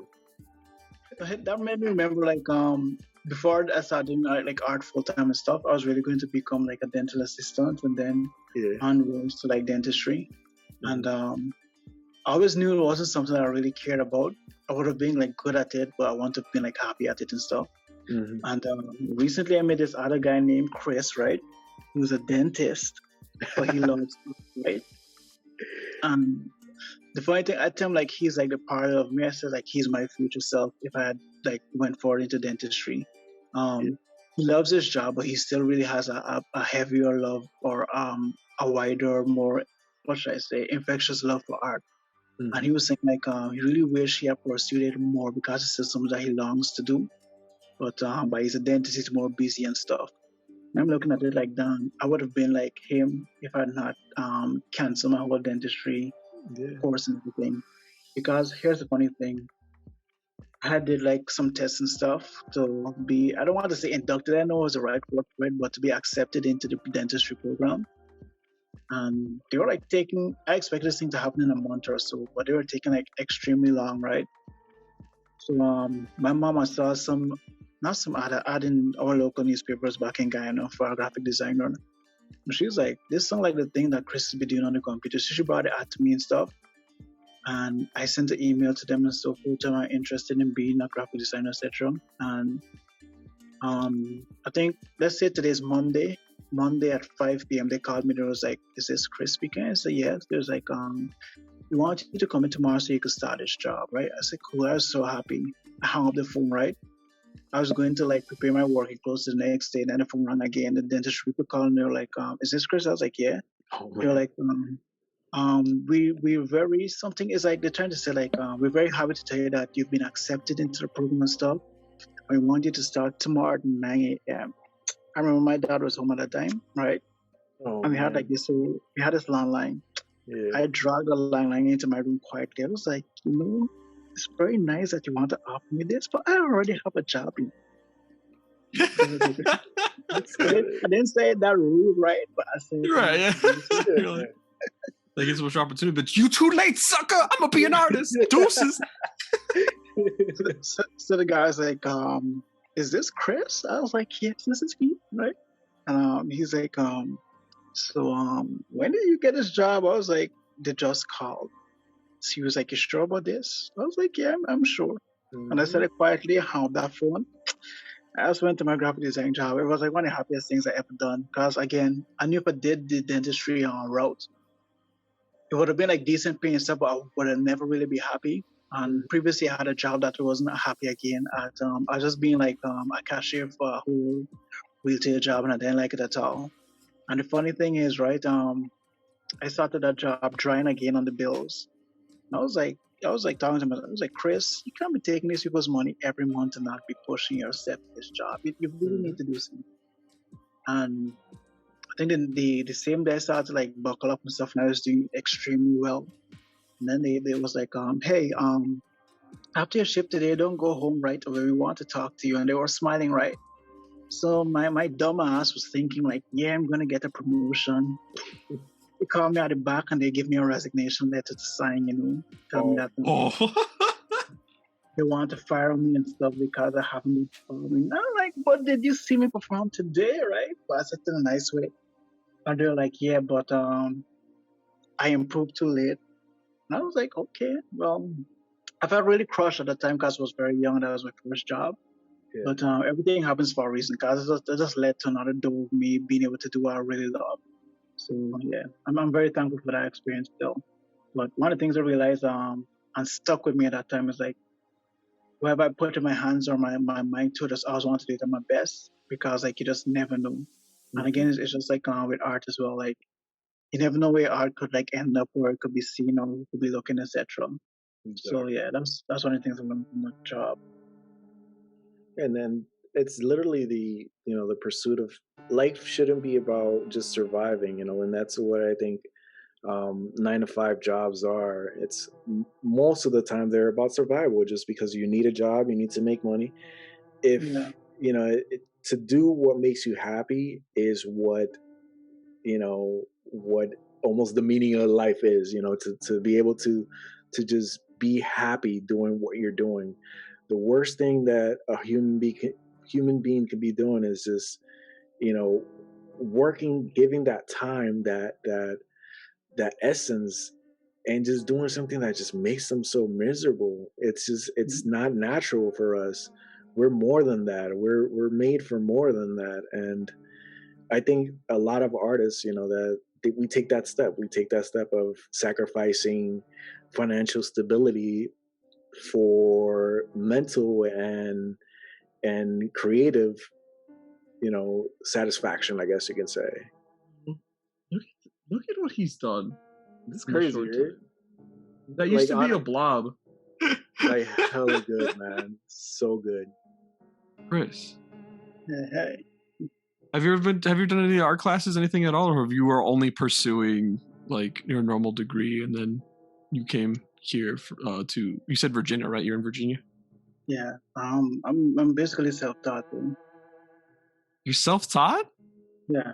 Nice. Well, that's what we go back to when you talk about how like you were so curious. You just you like YouTube, or were you like, as you said, when you just saw like someone who painted somehow and you were like, no, I'm going to figure this out. We're going to dissect this. We're going to reverse engineer this until you got it right. Yeah, I was just looking at people's like artwork and stuff and just feeling like, you know what, I want to do that as well. So a lot of the times of me discovering like the tools I needed and stuff was just going on the internet and just keep searching. I actually got into Photoshop in a very peculiar way. Like I was running Microsoft Paint all the time, and instead of using gradients, I used to always do like used to make the shades like, let's say I wanted to do like white to gray gradient. I'll just make every stroke, make a stroke, change the color, make a stroke, and just continue repeating it until I reach to the place I need to. And one day I just sat and I was like, you know what, there must be an easier way for this. So I went on the internet and I Googled gradient making software. And many things came up, but one day I went for another search and Photoshop just came up as one of the programs to use. And I remember like begging my father for money for my birthday. And I said, you know what, I really got this thing that I want. And if I behave good this year, could you please give me $2,000? And he was like, I'll think about it. And I think he gave me the money and stuff. At the time, Photoshop used to be sold like physical discs, right? Yeah. So he gave me money and stuff. I used some of it to pay off some like school debts and stuff, and the rest I used to buy Photoshop. I was so happy in that time.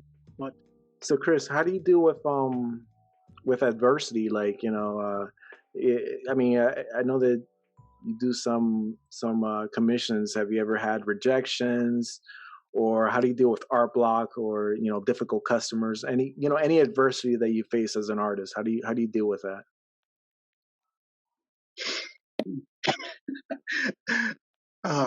you know, one of my favorite ways is like looking at my phone and be like, you know what, let me get you together real quick, and then dropping everything and just logging into my computer on Instagram and putting my keyboard up for like start typing, but I think I did that method one time and it hurt me because I had dropped my headphones and I broke on the floor and I was even more angry now. Yeah. I think most times if I notice something that will trigger me, like a customer saying something like very out of pocket or asking me to do something like very weird I wouldn't want to do. Like when I was telling you the other night, Yeah, working for free. one client that was trying to like engage me to create some artwork for him without him giving me a down payment, right? Mm-hmm. And I had said like verbatim, you know what? I think we're repeating last year's mistakes because we had to do a project prior, right? This is like one of my favorite clients ever. I told him like, we did the same thing last year whereby you told me about this project, but you didn't really like speak about payments and stuff, and the project never got done. I said, let's not repeat that this year. Let's just take the right step this time and get a payment forward, and then we can move on. And I think like just speaking to him at that level, he kind of like, what's the word? He kind of saw where I was coming from as well, and he made his payment and we moved forward with the project.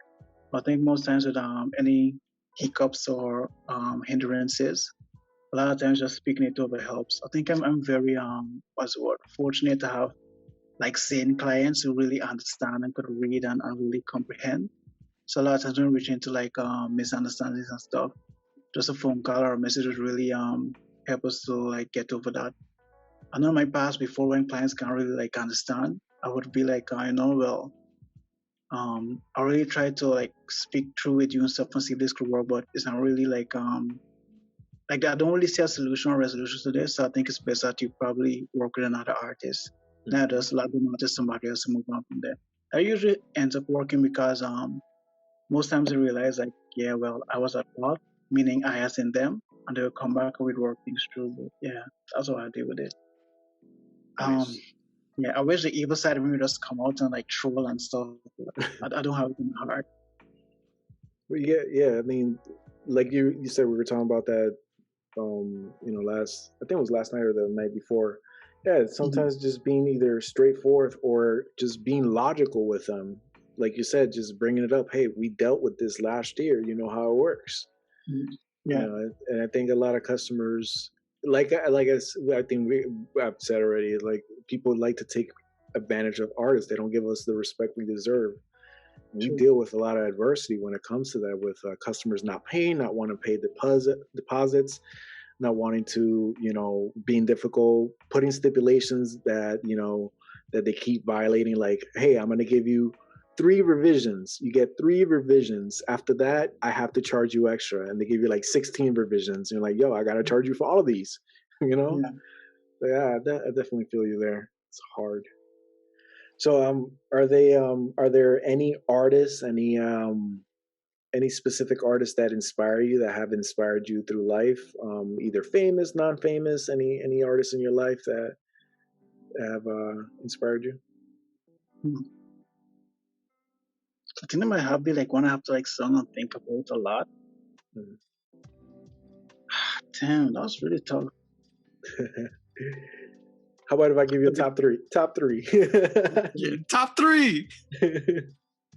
I think I have like a whole like a list of like artists that I really like. I wrote it up for a specific reason, right? Because if I end up in a hiccup, I usually go at this list and be like, what would this person do, right? Yeah. And yeah, I'll have to look at the list again. But I don't know, man. I think I'm gonna have to come back to that question. No problem. Because I think if I give my inspirations, I have like so I want to highlight some important things of why that person inspired me. Yeah. I don't want to forget that. Absolutely. It's very important to just recognize who inspires you and who has given you, certain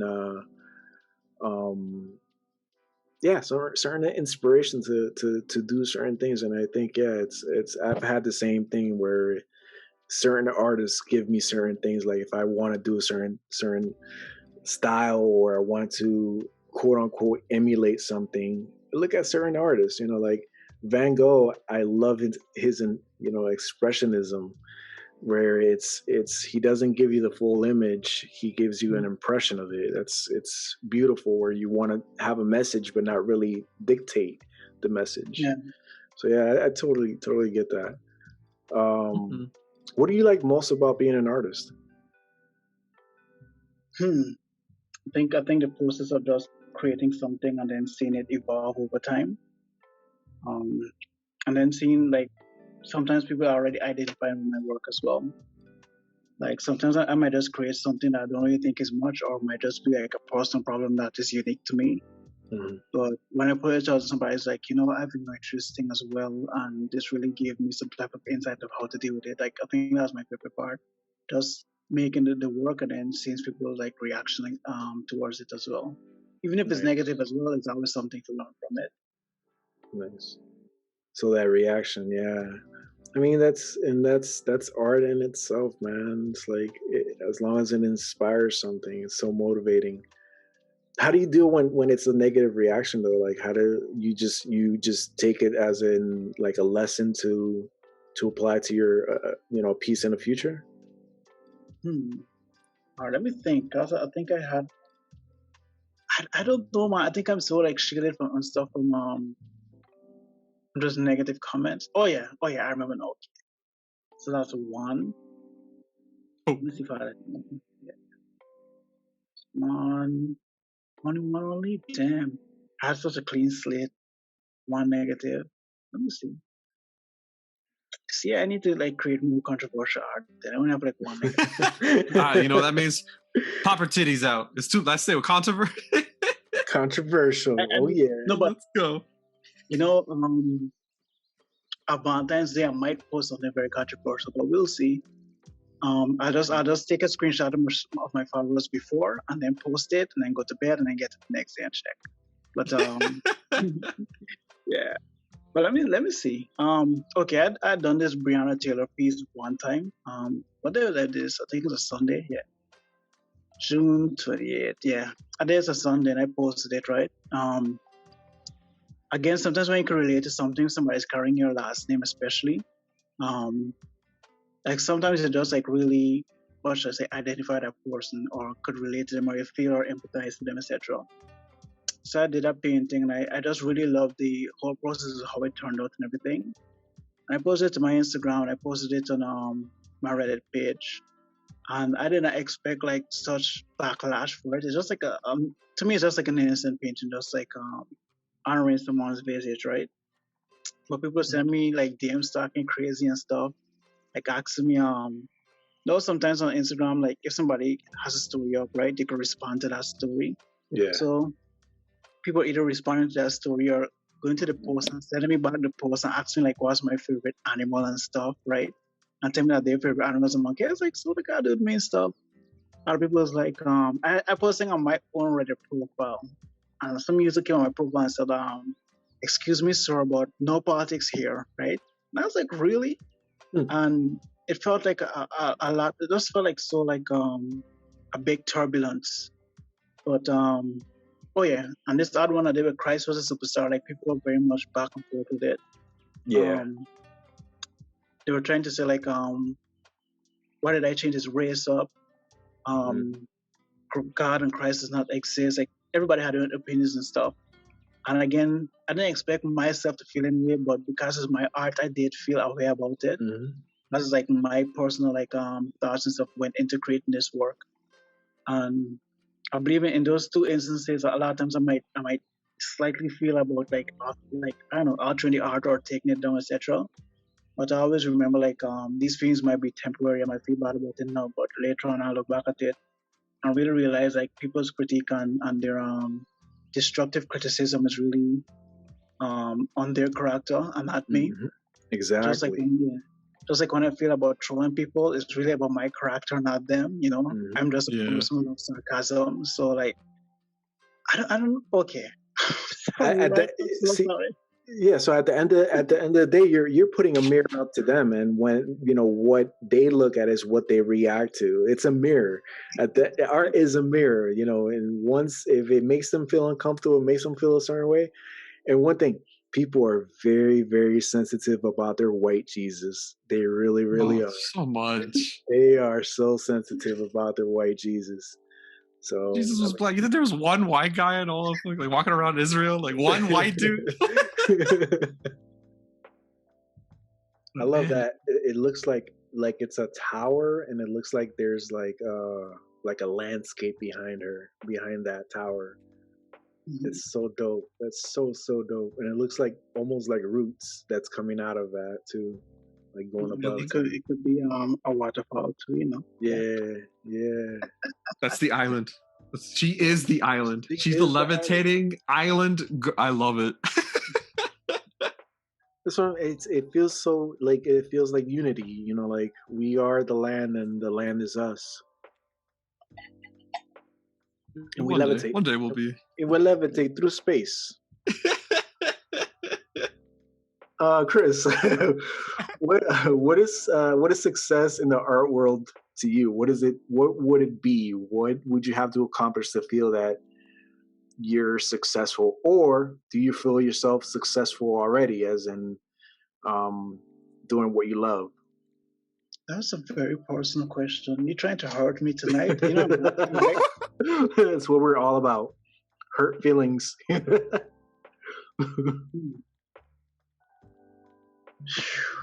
Damn. Wow. I think if I answer the question, I'll be going into a very deep, dark place. Because success for everybody is like something different. And for a lot of us, success is like well, if you define success, it might be something you're embarrassed to like put a label as success for you. Mm-hmm. Hmm. Let me think. Art. For me as an artist, success, the best thing I would say success is being able to like live off of my craft or live off of my art, right? Mm-hmm. Whereby I would have like passive income to support me. I have commissions coming to help like keep myself afloat as well, Mm-hmm. and also be able to like I don't know like make merch etc. off of my art. Like success is just being able to make my art into a thing whereby I could like live comfortably off of, and I have to like really piggyback on design as much to really like make ends meet. You know. Okay. Another form of success to me is like just making the people of my country proud as well, and Right on. my parents as well proud to know like you know what, we didn't believe in you in this thing, but you believed in yourself and you kept pushing and you showed us like this is really something that is possible for anybody to do once they put their mind to it. Right on. Right on. And it's it is a difficult question, but it is a question that we've asked multiple times, and it resonates similarly to other artists where it is all about their art. It is all about being successful with the art that one is making, to be able to live, not have it be work, but to be able to benefit from the skill that one has. And Mhm. that's something that's resonated with other artists as well. So you're in line with that, and you're in line with me as well with that, because that's the same way that I look at success. Success is always beat into our heads to be making a lot of money, Mhm. to be rich, or to be a businessman, or it's not any, it's being satisfied with what you do, being Yeah. satisfied with the skill and the talent that you've been given to do what you love. Have art, right, to do the thing that you love, and then Mhm. not have to worry about bills. Maybe Yeah. not be a king or anything, but just to not worry. There's no better feeling in ordering something at like Grubhub, even if it's fast food, and not worrying about the price. True. Like no greater feeling. You just look at it. You don't even look at the total. You just hit thank you for the meal, and then you get it delivered. That's it. Yeah. I mean, I wouldn't say just Grubhub, that's just like, living in general. Like, you don't have to worry about, because me personally, I've growing up, and even in later life, I've had to worry about where my next meal is coming from.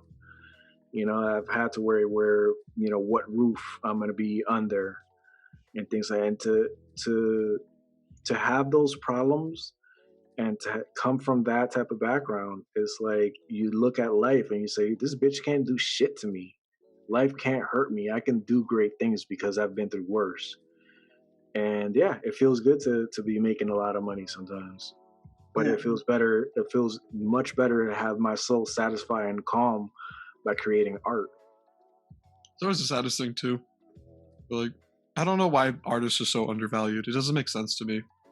Like, things have to start at a concept phase, and like at the very least, this is again just minimum. Artists are amazing at creating the concept, right? Mhm. Sketching it out, doing whatever. But like, even like going back to what you guys were talking about earlier, where like that dude was trying to get it for free or whatever, Mhm. like the commission for free. Like, Yeah. why is it so weird societally? Like, I understand that because we're capitalist or whatever.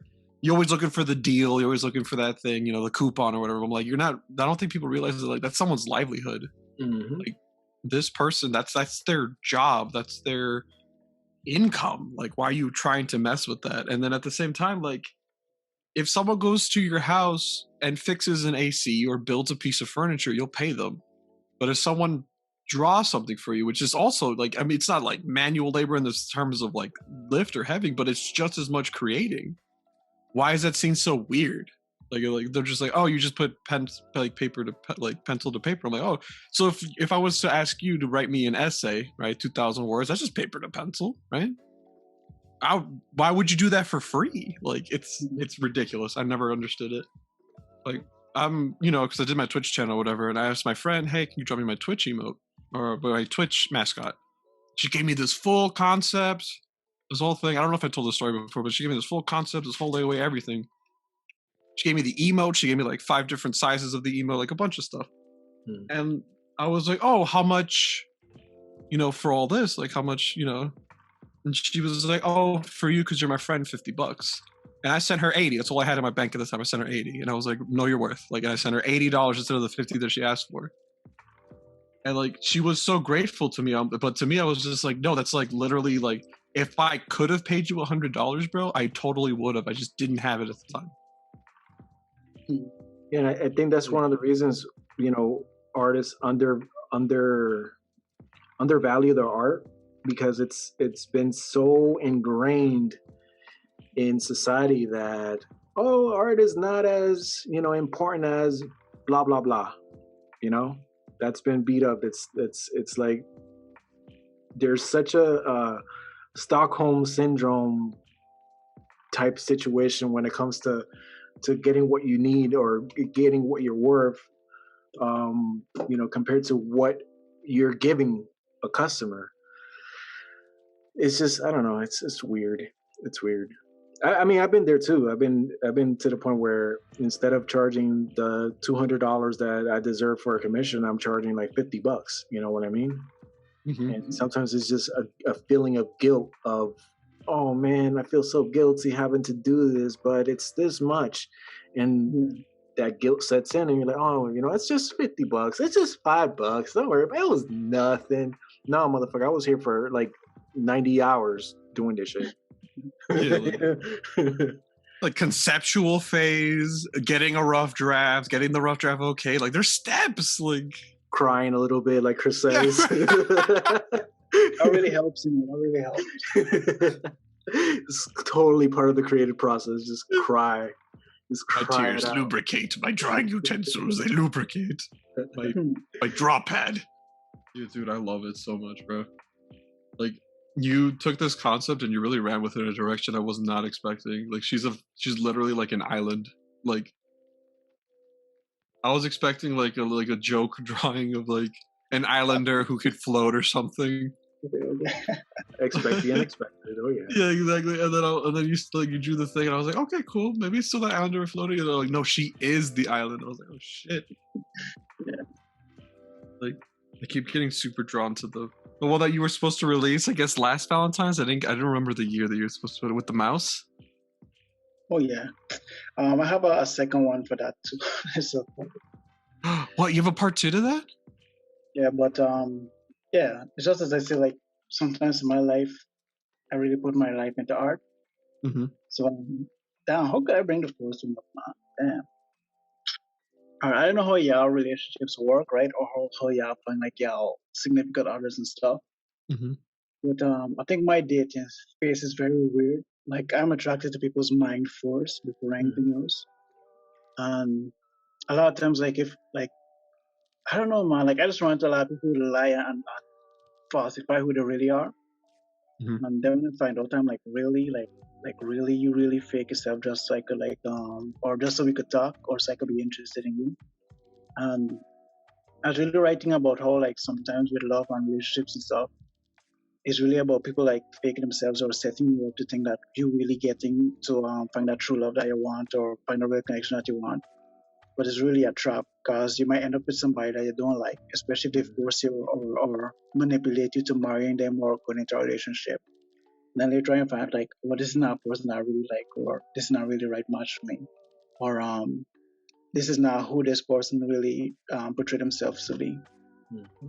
And yeah, so that's basically artwork after that. But for part 2 is like a whole switch or change, because this time I found myself being like the person more in control, and I never really wanted to do this, but sometimes I find myself leading on people for some reason like that. Yeah, That's but right. the thing that from what those like sometimes like you get love and relationships easier when you're being tough on people, Mm-hmm. not really easy. And I don't know, although it's easy to get a relationship in that way, I'd rather just like somebody like you for yourself and not for the perception of who you sell to them what they think you are as well. Life. Yeah, that's like the weirdest thing. like that I never understood. I've been super fortunate where all my relationships, I've never started any of my relationships. My relationships was a woman coming to me, and then we actually find out that we like each other. Mhm. But like that's the thing, that's like a trope in TV and shit that you see all the time, where like you sell like a weird version of yourself that's not you. Yeah. Like whether you're more polite or more nice or something, and it's like I never understood that. Like, but I completely understand like what your point is, and that's I get it. Like that piece spoke to me so much. Amel, I don't know if you can see it. It's on the Instagram. You mouse? just look for a mouse. I think it's like Yeah. 5 or 4. Yeah, the So, mouse and the cat. dude, like I saw the mouse. I was like, oh, why does he look so sad? And I kept scrolling because it's like pieces. Yeah, I was like, ooh. Like, behind you, move, mouse, move. And I saw the signs, and I was like, that's brilliant. That's genius. And I'm like, oh. So, Yeah, like, can we get a like do you have like the rough concept of it ready already? Like, do you have the sketch out, or is it just an idea brewing right now for part 2? I would have worked on that tonight if it was Valentine oriented, but part 2 is basically this cat like gave me this whole deep dive into Ocean of Hearts, right? And he dived under, Mhm. and the mouse is like in some videos, like not some videos, but like cliche things of girls looking back and blowing kisses and walking away. So this cat dived into this Ocean of Hearts, and the mouse is like blowing a kiss backwards to him. But he doesn't realize like around him the hearts aren't really hearts, but they're like other carcasses and bones of other cats that have been through the same type of what should I say, tunnel or processes. But it looks so like surreal, like you'd only see is a skull if you really look at it closely. But on the surface it just looks like hearts. So like when you see it really makes sense. That's gonna be sick. That'll sound so cool. Yeah, it does. It's a great comedy. It's deep. It has a whole story. It really, really does. And I like when you do that, when you connect one piece to another piece to another piece. It's a story. You're a storyteller, Chris. Yeah. You are, bro. You're a storyteller. Dude, why don't you make like a comic book or something? Because like your like character designs are phenomenal. Thanks. Like, I might sooner or later. believe in you, dude. I'd read it. I'd read the adventures of levitating island girl, worm woman. Sorry, levitating island woman. Yo, Mel, what would her arch enemy be? She's levitating. Her arch nemesis would be gravity. I was gonna say grounded continent man, but just like straight up gravity. Well, she's a floating island. What's the opposite of an island? A continent, no? Or is Gravity a continent man. just a giant island? Graviton would be her enemy. Graviton. Graviton. Graviton. Oh, that'll be fun for the Savage Bunch. We could do a version of this, but then the other person has to draw the arch villain. And that'd be cool for them. Yeah, right. We'll just like flip, like we'll look up the opposites of every single one of the words, and then that's the villain. That's a good prompt. Have you had Chris? Have you had any customers like print out your work and put it on their walls or anything like that? One people I saw like prints to, yeah, but not anybody like without my knowledge. At least not yet. Definitely. No, but yeah, customers that have purchased. Yeah, that's dope as hell because it looks like more than anything. Since your style is the way it is, it looks like it's a painting. It's like it's made to be on frames. So I like when you post your work, you always have sometimes you put it like and you have a frame that you have around it.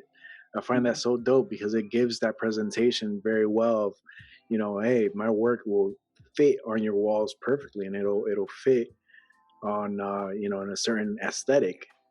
Yeah, but I actually do that too because I just need to take up 10 slides on Instagram. Something I'm just gonna repeat it with another frame, but yeah, I wanted to give that whole like foresight as well to how it could possibly look. Mhm. if where to frame, etc. Yeah, it's really dope. It's a good idea for presents. It definitely is like a I don't know. It just because a lot of people are visual. The people are visual. And once they see it, it makes it a lot more attractive too. More so when it's on Instagram. If you're trying to get potential customers, dude, that's a lock in. Once they see it, it's like if they're already filling the pool of that piece. Once they see it in that frame, it's a done deal. I think I'll keep doing more, see. But I'm running out of frames and frame markups. But Mm. that's what makes me want to kind of learn 3D rendering, so I could like create my own markups and stuff. Oh, dude, that'd be so. Oh my god, What's 3D rendering? it's like like Blender, where you Oh. create some a real life object in 3D. Hell, if you do that too, like if you do 3D rendering, you can even print it out on a 3D printer. Yeah, true. Hmm. You can freaking make characters like, or even sculptures, sculpt something, and then have it 3D printed, sand it down, color it, do all the things. It's dope as hell. Yo, the hand flag thing that you made, that would be sick as a little sculpture. Hmm. Yeah, that'd be a good idea for real, yeah. Mhm. I might just have to like find the right person who wants to do it in a fast time or just take my time with it as well. What program would you use for 3D rendering? Either Maya or Blender if you're going to free, might be Blender. Yeah, I heard Blender was like it's the most straightforward of all of them. I haven't used it, but Yeah, I downloaded it I believe last December. mhm. I'm yet to open it. Now, that's something you have to be met because like what do you just jump in and start using it, or do you like find a couple tutorials and try to kind of I figure out? was I'd open and play around with it. I think that's how I learned Photoshop and the other Adobe products. Mm, I just open it and play around. I can remember the first time I've used it, I felt very like overwhelmed. mm-hmm. And I was like, yeah, I didn't think I could learn the software. I remember closing it, but after I just lied on for a while, I felt guilty. Like I said, I asked my father for $1,000, right, to buy the Mm-hmm. software. I cannot just keep it like this. So Yeah. I just went back and got it done. So I think it's just like the same thing. That's just opening the software daily and playing around with the small tools and stuff just really pushes you. But I think I just clean up and end it because I don't want to get like too invested and I start crying and stuff. It was the wildest show we had yet. He just started Bro. crying. He made a beautiful piece of art, but he just let it out. Chris, you cry. I am not editing that out. I am not. Matter of fact, I'm gonna increase the volume. We're gonna be talking just like, and then she has a water hand, and then you cry like intentionally on her hand so you can draw water better. I think that's a very hard thing to draw, but I think I mastered it, like drawing water and stuff. I think if I do it, I'll show you the trick way to actually make it look like water. That's if I do it. But You're like the master of elements, bro. You're the avatar, but for drawing. You could do fire like 11 years ago. People were like, yo, where's that fire? The fire tutorial, bro. Now you're going to be like, here's my water, earth, and wind tutorial. I got you. I like that design on the chest too. Thanks. It's symmetrical. It's asymmetrical, but also symmetrical because it follows the natural contour of the body, and the design itself is like it's near symmetrical. It's dope as hell because it feels like trees. It feels like stone as well, like trees and stone, like branches, not trees, branches. Oh yeah, that's exactly what I wanted it to be. Silhouettes of branches. Yeah, so dope. She's nature. She's the island. She's the spirit of the island. I'll read a comic book about her. She's fucking sick. Right? I could do my prompt. I'm very excited. I'm energized. All right, Andre, what say you? No, give me a verb or an adjective. Remember, an adjective is something that describes a noun. Wait, hold on. A verb, action.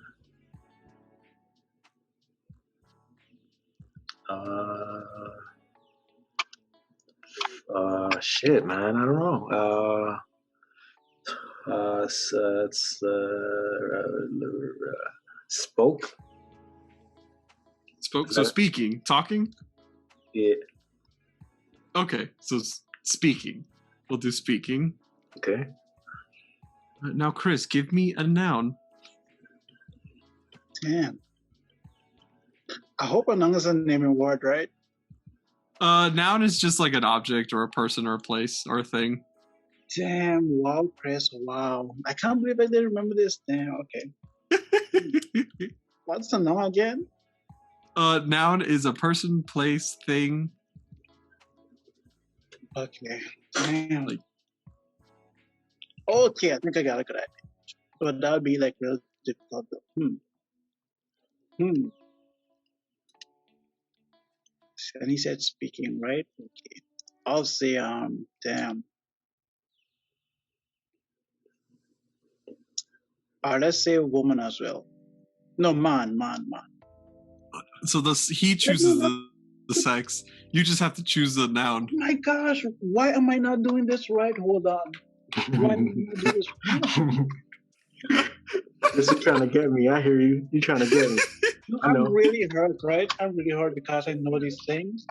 But like my mind is not there right now, you know? Yeah, he's still in art mode. He says, I need to fix her. Wait. By the way, that's not Photoshop you're using. Okay, so they're trying not to give you a hard one. Nah, whatever comes to mind. Fuck him up. Yeah, no, yeah. Don't hold back. He didn't do that to me, so I'm trying to be like very nice as well. That was earlier today. This is now. Things have evolved. Things have changed. Because I know like a noun could be like an object as well or a name, but I'm trying to like be very safe for him. No, don't go. Whatever popped up first. I'll just say a cat, right? Hopefully. Cat? A cat? Cat's fine. So you're Oh my now God. man, woman, or robot, Mel. I'm gonna say robot. All right, Robot. so you're a speaking cat robot. Yeah, I knew it. That's perfect. That is your superhero. Speaking cat robot. Meow, meow. No, he's speaking words. Leave my robot I am a alone. robot cat. Meow. That looked very creepy, I believe. It's anything like Mel's last one, the Barney, is gonna be super buff. Ooh, I didn't think about a buff cat. Buff cat robot. I never thought about it, but thank you for the idea. Oh no. Gonna be disgustingly buff. All right, maybe not. I don't know. We'll see. We'll see. I still can't believe I draw that thing live, like really long. Dude, it's really good. Yeah, but it's been a long time since I ever drawn anything, so I'm very surprised with myself. Really? It's been a long time since you drew anything? Really? Well, like free from like that. Yeah, Oh, okay. Tell me without reference. yeah. It's usually with a sketch and with somebody's face and stuff. Dude, it was really good. Thanks. You pulled it off flawlessly. All right, time for my portion of the questions. While you're still working on your thing. We already asked about brushes, right? So we're good on brushes? Yeah. So Chris, visually, like not for you to make, to just see, like what is your favorite art style in terms of what gets you excited? Like abstract, realism, what gets you excited to look at? I think it's like it might be.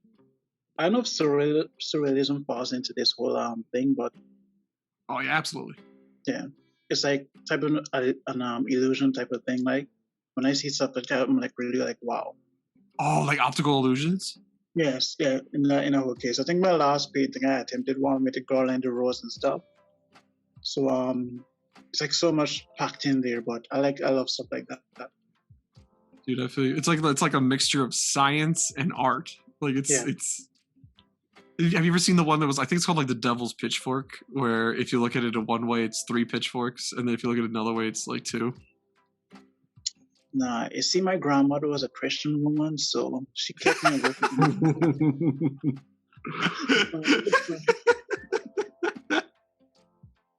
What's your favorite optical illusion? Is there one that like comes to mind that you really loved? I think I hope I don't butcher this pronouncing my accent. No, don't worry about it. Hold on, let me go and like let Google pronounce his name first, and I'll just.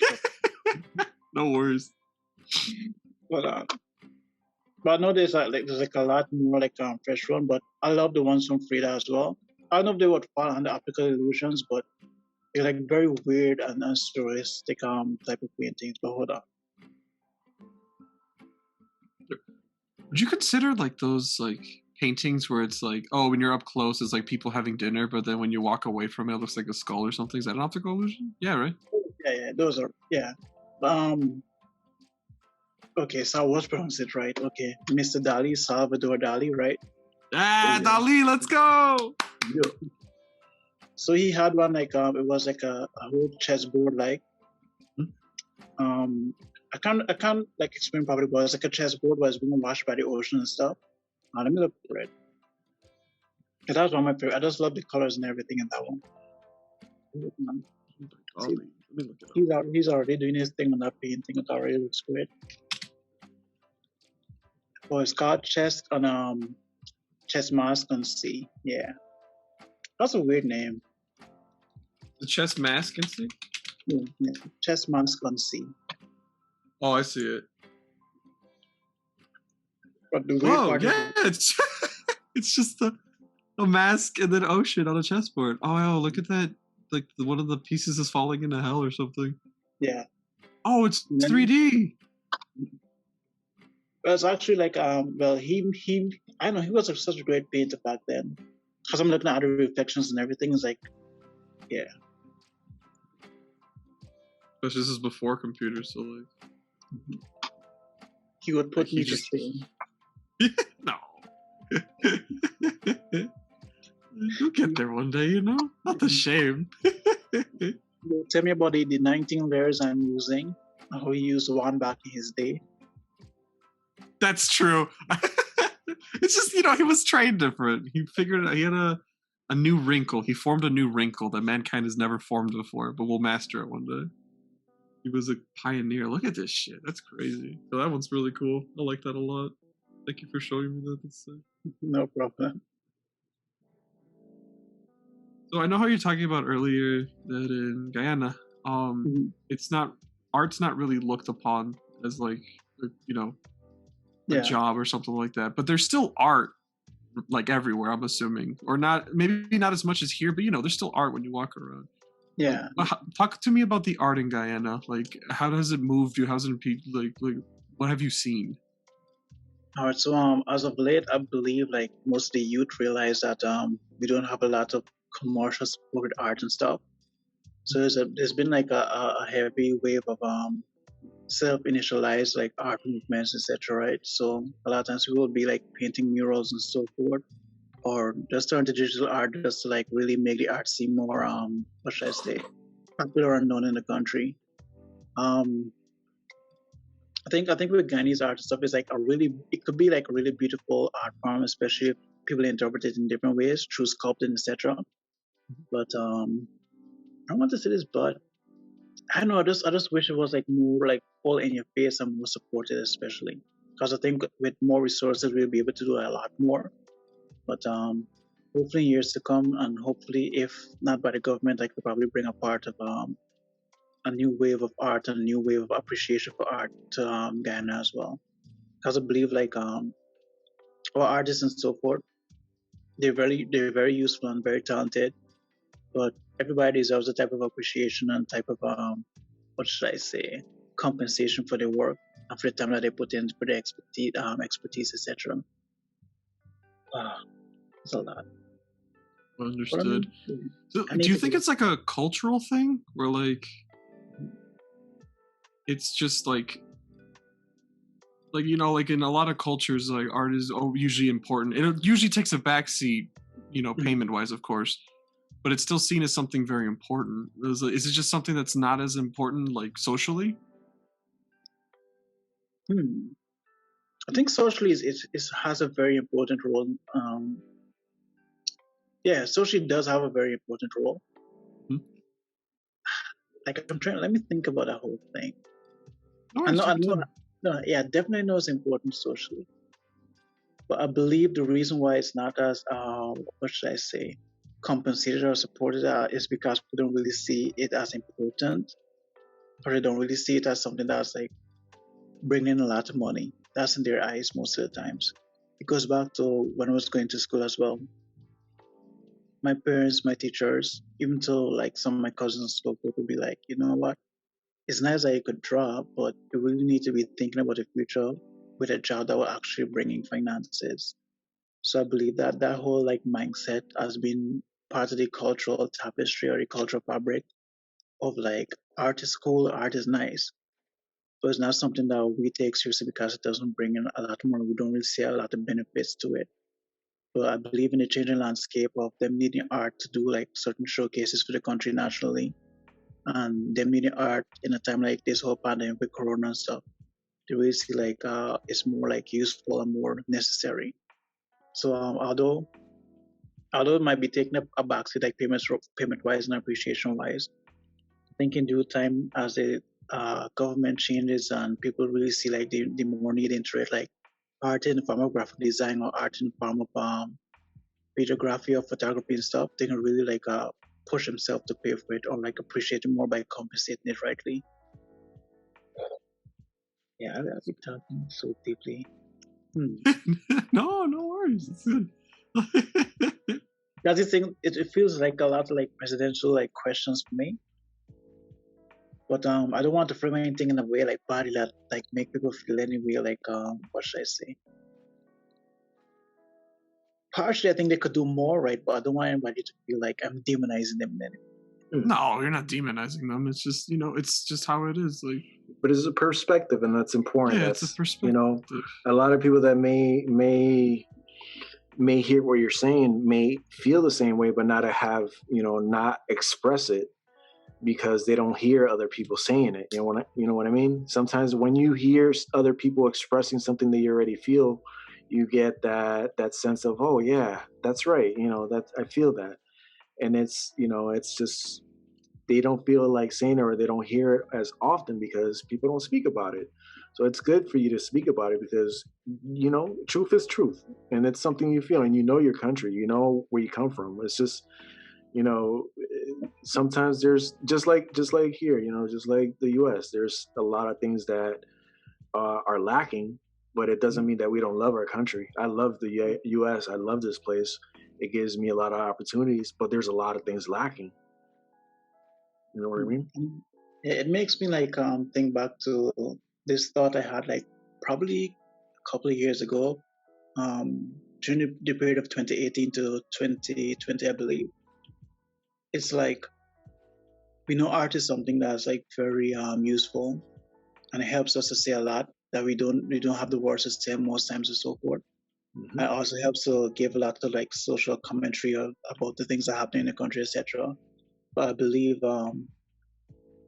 one way for it to be like really recognized and appreciated, we just need to like teach the new generation coming up that Mm-hmm. this is an important piece of expression and we need to treat it with respect, right? Mm-hmm. Again, it goes back to like I just wish our national leaders, etc., like when they're making budgets to the country, like for them to just think about art overall. Because I just wish growing up, right? Let me give it this shot. So I was playing Fortnite one time, and this kid like he added me and stuff, right? I know it was a kid before, but when he got on the mic and stuff, I was like, oh, this man's really like small and stuff, right? But he sounded very smart. So he told me how he wanted to become a pilot and stuff and so forth, but he likes art. So I was like, wow, you like art? He's like, yeah. He said, we do art every day in school. So I was like, being like, all like cutesy and stuff. So I was like, okay. Do you do like painting and so forth? He's like, no, we do Photoshop and After Effects. I was like, what? And I said, what? Because back in my time, right, we didn't have that in our curriculum. Yeah. For me to learn things like that, I had to go to my own and like really pursue it, right? And I just hope for my government to do like the same, like just incorporate that type of teaching, like technology into our curriculum as well. So a lot of creatives will know already on like, this is what I love, this is what I want to do. And they have like a head start to pursuing it as well. Because I'm thinking this child was only about, I believe it's like 13 or 12 years old, right? Mhm. And 13 or 12, I was still doing crayon coloring, which is not bad, right? But I just wish that we had the access to technology, so I would have known exactly what was digital art early on, and already be setting myself up to like really be in that field, you know. Because beforehand, I didn't know there was something called graphic design. I didn't know art could have been a career. I didn't know there was something called like photography and videography and stuff. Like I didn't know these things existed as outlets where you could like really bring in some type of finance. So just going up and growing up and growing and exploring and so forth is when I really learn about these things. But I just feel it's necessary that you really teach it from a young age and just expose you to it from an early age as well. That's crazy, though, Photoshop. Because I mean, that's I mean, we had like our own programs when I was growing up, but I guess it just Photoshop wasn't like that widely available. That's really cool that that's happening too. but Yeah. that's the point. You know, that before we were talking about, you know, that for change to come about to other generations, it's all about education, how we're educating the future. Because at the end of the day, those are the people who are going to be taking over, who are going to continue the bad habits that we have, or continue the positive things that we're trying to instill in them. So at the end, it's all up to them. You know, it's all up to how we teach our future, and it's changing how we think now. You know. Yeah. And I believe to like from the youngest age you could actually induct somebody into something. The more likely you might see an early change or early discovery of something new. Because young minds are very curious to a point whereby they might do the wildest things that the older, more structured person might not. See, like for me, I what should I say?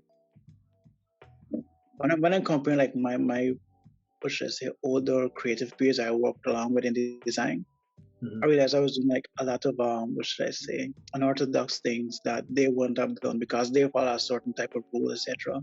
And with me just being young, not having my wings clipped yet, I was doing a lot of like out of the box things, right?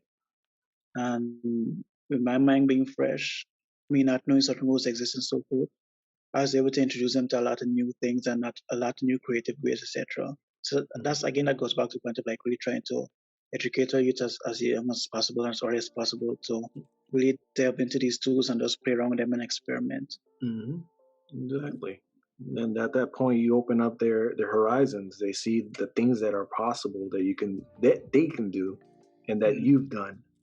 You can really adapt and make it their own. Especially because you know, the younger you are, the more spongy your brain is, and the more shit you can learn and store. Yeah. It's like good to always start stuff early. But let me know, like in Guyana, like how are your like comic books, your cartoons, your like, you know, graphic novels and Medium and stuff like that over there? Is there a lot of stuff that's like Guyanese only, like only you can only find in Guyana, or is it more just translated stuff from other countries? Okay, I could tell you happily that I believe in the last 5 years we've been getting a lot of original products and stuff being developed. Nice. I worked along with a studio directly, and I used to be a voice actor for I guess it was like a short film, but it became like a series called Nancy's School Days, right? What? You were a voice actor? Yeah, I played as this character called Howard. Oh wow. Yeah, but just from that whole jump, from that animated series being developed, I've seen like other people, other studios like create their own things as well, and it really gave like the I guess the Guyanese youth some insight that they could really make their own stuff as well too. In terms of original comics and so forth, I don't think there's like any published at the moment. I once had a client I was working along with to get a book done, but I wasn't really in the right frame of mind to like really executing that project, right? So I did start it of it, but I had to pass it down to somebody else because I really wasn't in the frame of mind. Like I don't think I was like depressed, but I was like really much demotivated to do any art at that moment, and it just led to me taking like a very much lengthy sabbatical or hiatus from actually creating anything. But yeah, we don't have much. I don't think we have much published original works yet. But we do have access to a lot of translated works from Caribbean countries and North America as well too. I know they consume a lot of manga and Japanese comics too. Hell yeah, let's go. That's really cool. That's awesome. But that whole thing made me want to create my comic too, because I'm like, you know what, nothing like this exists at the moment, and I have a chance to showcase my country with great art as well. And it had me again. I was working on my characters, but I was like, you know what, I need more type of what should I say? I need to tighten my drawing skills and so forth. So I kind of what should I say? Digressed from that part and went into portraiture and stuff. But still, I get back there anytime. Well, like, what was the? Can I kind of like pry on that? Like, what was the comic going to be about? Is it like a Guyanese folktale or something, or just something completely self-made? It would have been mixed. It would have been mixed with Guyanese cultures and our folklore and stuff. Because our country contains like 6 races, right? Which is all races of the world. And greatly enough, most of the times they all live in unity and we all come together like very well, like really, really well. Especially at, around like national holidays and stuff. I think we might be the only, no, we're not the only nation, but we're like one of the few nations that really celebrate every other race's holiday and in unity as well. And we have this one cultural holiday called Mashramani, right? Which is it's like a form of carnival, but with a more folklore twist within it. But my comic would have been around like my personal life mostly, and I would have like really mixed in some day-to-day experiences and trials and hardships I would have had. So what again? I still call it Splinters, and again, it's because of this whole group of people that splintered into different sections of this whole city or this continent to live. And also it's called Splinters because it's different fragments of my life. If I had a hardship at work, magically my characters will be having a hardship at their work as well. And really, however they solve it in my mind would be how I'm solving it in the real world as well. So like I'm having this podcast with you guys and stuff. Somehow one of my characters would be having a podcast or something. So yeah, it's just like a real life reflection of my life stories, etc. And the Oh, so environment. it would have been like a slice and life comic kind of thing, yeah? Yeah, it would have been based on like my real life. That's so cool. Well, But you it's can still- still do it though, no? Why don't you get on that? I mean, not you don't have to do it right now, but like like start brewing it in the put it in the works in the backlog on the back burner. Yeah, well, I've been writing like for years and years on. So I think Nice. yeah, I think the thing I want to do is like build my Instagram a bit more before I actually like get into it, like what should I say, deeply. So you see like here and there I would throw like one to character art, and then at the end I want to like really just drop some fully fleshed out story on everybody without any warning, and then see where it goes from there. So you just want to do like a crazy drop, like one day, just like boom, and then just like Oh, by the if way, it gains traction, cool. But yeah. But with me, I wanted to like support it video wise as well. Before I did a lot of After Effects like parallax animations and stuff. So again, I feel I have a very dynamic voice. Like I could go in different character modes and stuff. And I wanted to just do like a little voiceover or something to like accompany that. So yeah, it's something I want to do, but I want to make sure it's planned like properly. Yeah, you want to represent it, like you want to be at like peak power, I guess, so you can represent it like 100% of what you would like it to be.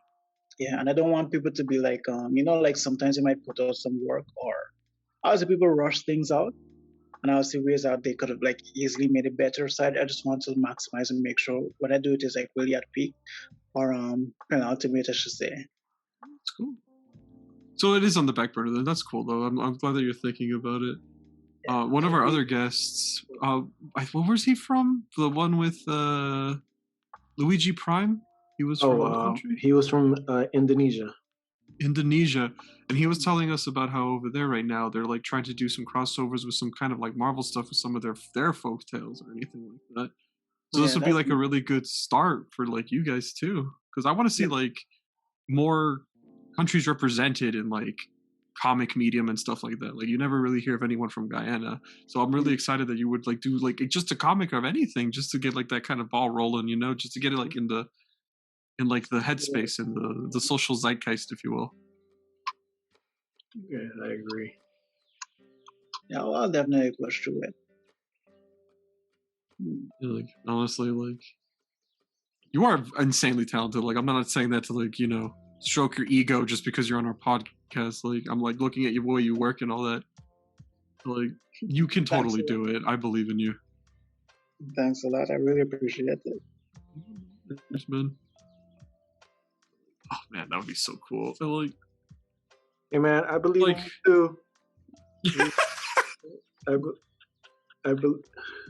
Don't leave me out. Don't leave me out. You I needed believe me. you're trying. But he's 100%. We believe right. in you. He's 100% right, man. He's 100% right. It's like, especially right now, we're like in a social awakening, right? We're starting to realize that, like, hey, you know, there's a lot of other countries out there, but people with voices, people with stories to tell. Yeah, that's very much true. Like now, and hope, and like in the near future, like this is the time to start doing stuff like this, to really start getting people's voices out there, to start like showing like what, you know, the country's about, what they can do for like, you know, freaking entertainment wise, I guess I should say, you know, comics and stuff like that, because you know, God bless America and the rest of the world, but it's an age of entertainment right now. If you can hold their attention for the 10 seconds, they'll love you forever, but you gotta hold that attention, you know? It's the what's the term I'm looking for? People use. Sorry, continue. Attention span. Yeah, attention span. Absolutely. But it's also like it's the age of kind of disassociating and like going to technology to like kind of relax and watch entertainment and stuff. Yeah. That's the thing. Detachment. Yeah, Yeah, stuff like that. Just think about, you know, like almost everything is on our phones. We barely use TVs. Everything is just screens, and like everything is like almost mobile now. Yeah, exactly. Like you use your TV not for cable or anything like that, to just play your video games and like maybe watch Netflix or something, and that's it. Or link a YouTube video over there. Yeah, to show your family, like, look at this thing. Like, just throw it up there. Oh, if only Instagram could have supported us in that way as well, and stop forcing us to like pay for ads and stuff. I was telling a friend the other day, like before, like if I use a hashtag in the past, I used to get like at least 100 something hits from it. But now I'm noticing it's capping at like 12 and 11 and stuff. And he was saying like he noticed the same thing as well. He was saying that only when he purchases an ad from Instagram, then like he'll get like the real traditional engagement that he had in the past. Mm-hmm. So I think Same. yeah, I think everybody's trying to like find new ways where they could capitalize on showing their work off and stuff, for meeting a new audience. And a lot of times that's through like collaborations that could happen, like this one here too, or paying somebody to like show off your art.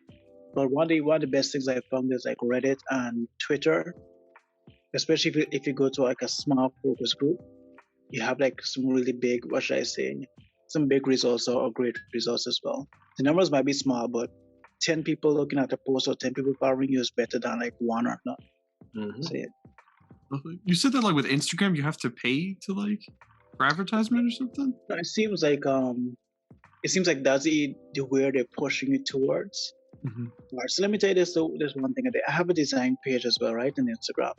Yeah. So off my design page, I said, you know what? Let me test this thing and see how true it is. So I stopped liking any post from my Christian Ron Taylor page, right? and I was posting like for the whole week. And I realized some since I didn't like any posts that week, and I kept posting for the next month as well. Zero of my posts on Christian One Taylor showed up on our design Instagram page, right? So I'm like, Oh, man. yeah, they kind of written it in a way like if you miss a certain amount of posts, they will stop showing. Like it's kind of like disinterest, right? If Yeah. you miss something or you stop engaging, they will stop showing you altogether. And I guess that's why for some people it reaches a low engagement. They might have a high number of followers, but the followers might be inactive to them. But it's really Instagram stop showing as far as those posts. Yo, that's messed up because like they're following you for a reason. They want to see your stuff. Yeah. That makes a lot of sense because I'm not on my Instagram too much. Like I'll pop in on it like once every couple days just to see what's up. But sometimes like I'll just get like popular shit like Razer, which is like an electronics company, or like a video game thing, and then like Inked magazine, and then I won't see any of my friends' posts like at all, even though they're posting. Yo, that's So messed up. yeah, I'm sitting there like, damn, like, do I have to post a nude or something, you know? But Yeah. I guess it's just like experimenting in different ways because what I've realized, and that's the thing, like I really try to not do. People really value like seeing a person more standing in front of the art for some reason than the art itself, right? I guess it's a Mhm. connection thing with human beings, but I'm saying like I might probably need to jump on that trend. Like I really don't want to do it, but if it helps my art, I might have to do it. Like just take more personal photos and stuff, and just to wake up these sleeping powers I have. And I did it like lately, and I see like a lot of people that wouldn't have liked a post from me if it was just art. Start to engage with my like personal posts and stuff. So I said like every once in a while, I might just probably prop myself in front of a camera and paint on a canvas or something, and just to like keep that type of human connection going. Because if me being dynamic and less one dimensional helps, I guess I'll just have to play that game as well. No, I feel you. Like I'm trying to be a Twitch kind of person, Twitch streamer, and like because I can't get my camera to work for whatever reason. Whenever I have my camera to, Mhm. you have to have like a camera to show yourself playing the video game for whatever reason. People love that. Yeah. Like I don't really care, but whatever. My camera causes my internet to lag, so right now I'm suffering from that, and because of that, my views are dropping. Mhm. Like it's the strangest thing where people need to see the person, like as if it's like a robot doing it or something. Like they don't trust it or something. I don't know. I guess if it falls into this type of bias of attraction that we have, if we Mhm. think somebody's good looking enough, we'll continue to look at them.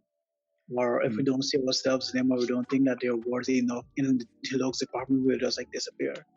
Mm. People who are for you will follow you, stick with you, and the ones that don't really care will just go away. It's best to like let them go away early on and just really get like the real solid people that would believe in your work or want to champion you on and stuff. Just stick to it and like cultivate the loyals. Yeah. So there it is. There's that kitty. You know, so like I don't want to say nervous, but I was very much like kind of shook about this whole podcast stuff, but I'm happy I did it. It got me out of my comfort zone, and yeah, it got me drawing again. I always say I would do it tomorrow, but I would have never done it if I wasn't forced to do it.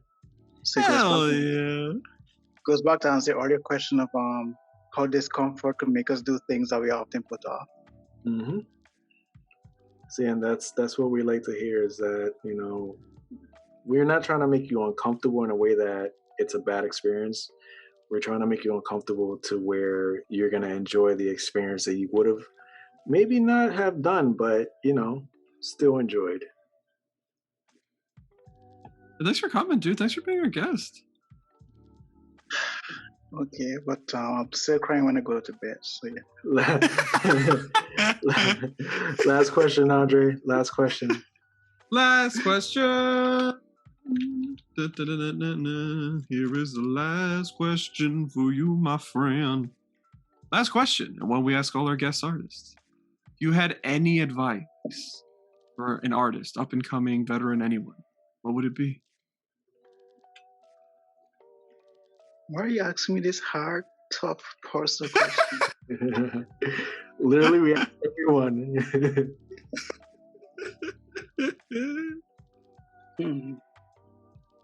When in doubt, 1v1 me in Mortal Kombat 11, bitch. I think if I look at one of my artworks, I might remember something important that I want to share. Oh yeah, I do. Yeah, that's my biggest struggle for 2019 and 2020. And I said I will never do it again. I think one of my biggest advice for up and coming artists is to don't dwell on fear or second guess yourself to the point whereby it stops you from actually doing art or putting out work, especially if you love it. I think I've spent like almost a year constantly like exporting stuff, almost uploading it, deleting it, looking at it, squinting and saying, you know what, this is not good enough. And I thought it was like a good thing, you know, like living to, I don't want to say be perfect, but just to hold a high standard or a high degree of quality to my work. It was something that was also like killing me every time I second guess or really live a life of fear, thinking it was never good enough because I was often comparing myself to other people. And one of the things I realized, all of us, we might have different art styles and have different degrees of, what should I say, skill and skill level. But I just hope an up-and-coming artist like realize that their work is still valuable in somebody else's eyes. And sometimes it could be in an artist's eyes that you really think skill level outmatches yours, but they might see something in your art that they cannot like grasp or bottle in their own. And I'm just here to say like the comparison trap and stuff is really a hurtful thing. And the more you just put out art and not really compare yourself to people and stuff, the more happy you'll be. And the more fast you get to growing and being a better artist as well. I've just seen it for myself also for the past 2 years. The more I just put out work and keep like at it instead of like comparing myself and just retracting, the more I grow as well. So I think that's my 300 word explanation there. What a beautiful 300 words it was. Absolutely, and that's wisdom. That's wise, and it does echo again. It echoes into many points that we've spoken before. Don't give up. Don't compare yourself, and take risk. Yeah, take risk. That's important for our artists. And in life in general. We always encourage people to take risk because the worst thing that can happen is that you either fail, but it's even worse if you don't try at all because you'll never know if you'll fail or succeed. That's true. And I think that's one story to cap. Let me see, let me count it, right? So 1, 2, 3, 4, okay. So the last 4 paintings I posted, they all came from a period of my time and one specific place, a hard drive that crashed on me, right? I think the universe is just tired of me saving these things and not sending them anyway. So it was like, you know what? We're gonna push it to put it out. So the hard drive crashed. When the hard drive came back up, I had no other alternative but to just save them down quickly and complete working on them. But I had these files for over like a year plus when you add them all up like the whole time. And every day I was like, I'll post it today. Then I'd be like, but wait, this thing needs more work. And I said, I'll post it today. When I go online to post, I might see another artist, like I probably might upload something really great. And I'd be like, damn, work pales in comparison to this. Now I wouldn't upload it. But then I realized like we all have our different strengths, right? For me, I know like I really love to weave storytelling into my artwork and even to my captions as well. And somebody might be coming to my artwork or my captions because of the relatability or the story I might be telling within it, right? Somebody might go into mail on his artwork because of how dynamic it looks, right? The color and everything, how like he had this whole line of action for the binds and everything. Like his artwork, it looks like something where you would see like really on like I think what's it called? Kiss WB, I believe. With static and all those. Yeah. I think it's like something like that you see in the channel or so forth, right? His artwork also look like a graphic novel type of stuff. And it's just crazy, man. So crazy, so crazy. But again, I was always saying like my stuff is not good enough because it's different from theirs. And what I realized is if we're all the same, I will never be like a Chris Taylor or Mel will never be a Mel because we're just following the same person, the same person stuff, etc. And I was looking at some art, I think the other day, And I saw some artwork pop up, and I was like, wait, this is this person's art. Then I see another person's name on it. I was like, really? And then I remember last week the same thing happened. I thought it was a specific person, but it's somebody else's art, and I realized that Mhm. everybody had the same like normal art style. Yep. And they all like became clumped together. And I was like, okay, I realized like what I need to do is like to really branch out and continue doing what I do and not try to be like them as well. Mhm. Although their art might be like kicking off and how people might like the style, it might hurt me if like stand out more because they can always look at it and they always have to like look past signatures to really verify if it's me or not. Exactly. Yeah, that's the thing I realized. Like, although sometimes somebody might draw better to you, that's how you might think it. You always have to remember that you're bringing something different. Like we're all different looking, etc. So we always adding something different to the scene as well. If you have your own signature. Yeah, and that's one of the things I hope to really like preach as much as I could. Is like we all got our individual prices and stuff, and no artist is the same. And I don't want to say hate, but I'll give like a real good example. I get this particular artist I follow. I don't want to like reveal a name to hurt anybody, right? But he's like an established artist and everything, right? And I have this another upcoming artist that I follow, but he really what should I say? Like he duplicates everything this artist A does, right? Mhm. So if artist A always draws his red lips, artist B can always draw red lips, right? If artist A started like add triangles and stuff, artist B will add stuff, right? So I was like, that was artist B. I was like, so why did you add this here to your artwork? They just added for aesthetic styling reasons, right? But I know why artist A added it because that's like their what should I say, signature thing. Like Mhm. they love geometric shapes and stuff. And they had to do with their background being in geometry, etc. Right? So artist B might not have that same explanation, but they just see some merit and they do it too. And that's like one thing I just really want to not do. So it's like they say in Guyana monkey sees monkey do. So I just don't Yeah. want to do that. Yep, So that's one absolutely. thing. Yeah. Don't compare and don't like force yourself to fit into somebody else's mold. Absolutely, and it's funny you're saying that there's that monkey see monkey do type of mentality on Instagram a lot, where a popular let's just for reference, the Justice League movie is being advertised, and you see 1,000 different artists just drawing the same thing because of the popularity of that show or that movie that's coming that's going to come out. And that's kind of like the drone mentality of a lot of artists, where things are popular, like you were talking about the Sailor Moon. Yeah. Just because it's popular doesn't mean that it's cool, and if you're interested in doing that. But a lot of people do it because other people are doing it, and it's Yeah. just recycled and recycled and recycled and recycled. There's nothing wrong with that. Do you be creative, but if you want to be original, follow your own voice, follow your own path, and do what you want to do, even if it is that repetitive thing, but recognize that it is repetitive. Yeah. It makes me remember I think a couple years back, I believe a Spider-Man movie was coming out. I don't think it's Miles, but some Spider-Man movie was coming out. I think it's a live action with him and Mysterio or some villain like that, I believe. And this guy is like trying to he liked my work, but he's kind of like trying to pressure me into drawing Spider-Man as well. And I was like, yeah, that's cool, but I don't really follow Spider-Man like that. Like I know it's a good character and everything will be nice, but I'm not really a fan of Spider-Man. So that's one of the things I noticed. Like Oriana used to draw a lot of celebrities and stuff, and a lot of things that were like, what should I say, very viral. But I realized I would have been like a people's artist and not really have my own voice if I just kept doing the whole thing. So I just stepped back for a while and realized like I need to start doing what I want to do and enjoy, because that will make the process more enjoyable. Like I'm sure like again this prompt was fun because again it was very spontaneous and unexpected and it was challenging.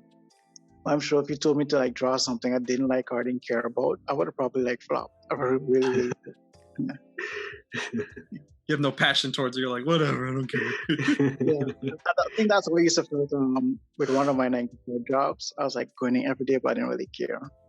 Yeah, that's really sad. And it's all about some artists where we go based on inspiration, and the prompts that we do, we've literally had guests say, nope, I don't want to do that. And we find another prompt because we want to make it fun. We want to make it something that is enjoyable. And if the artist is not down, it's not going to enjoy it. Why do it?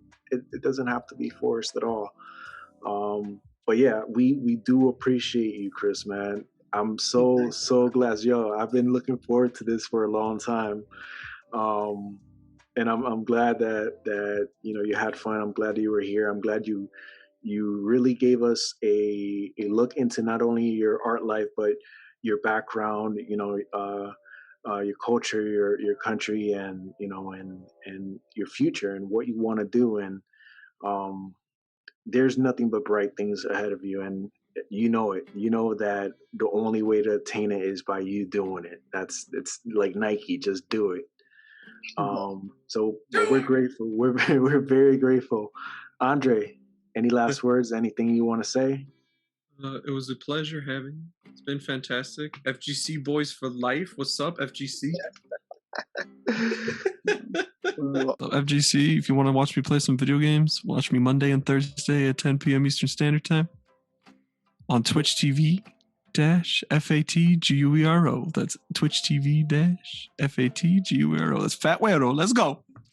And video will be available one day. One day. Yeah. Chris, man, we appreciate it. I hope you get some rest. If you made it to the end of the video, you are a savage, and we appreciate you very much. We are grateful to all the new subscribers. Make sure to also follow our guest artists on their journey. If you haven't done so yet, make sure you like and subscribe. We hope you join us next episode.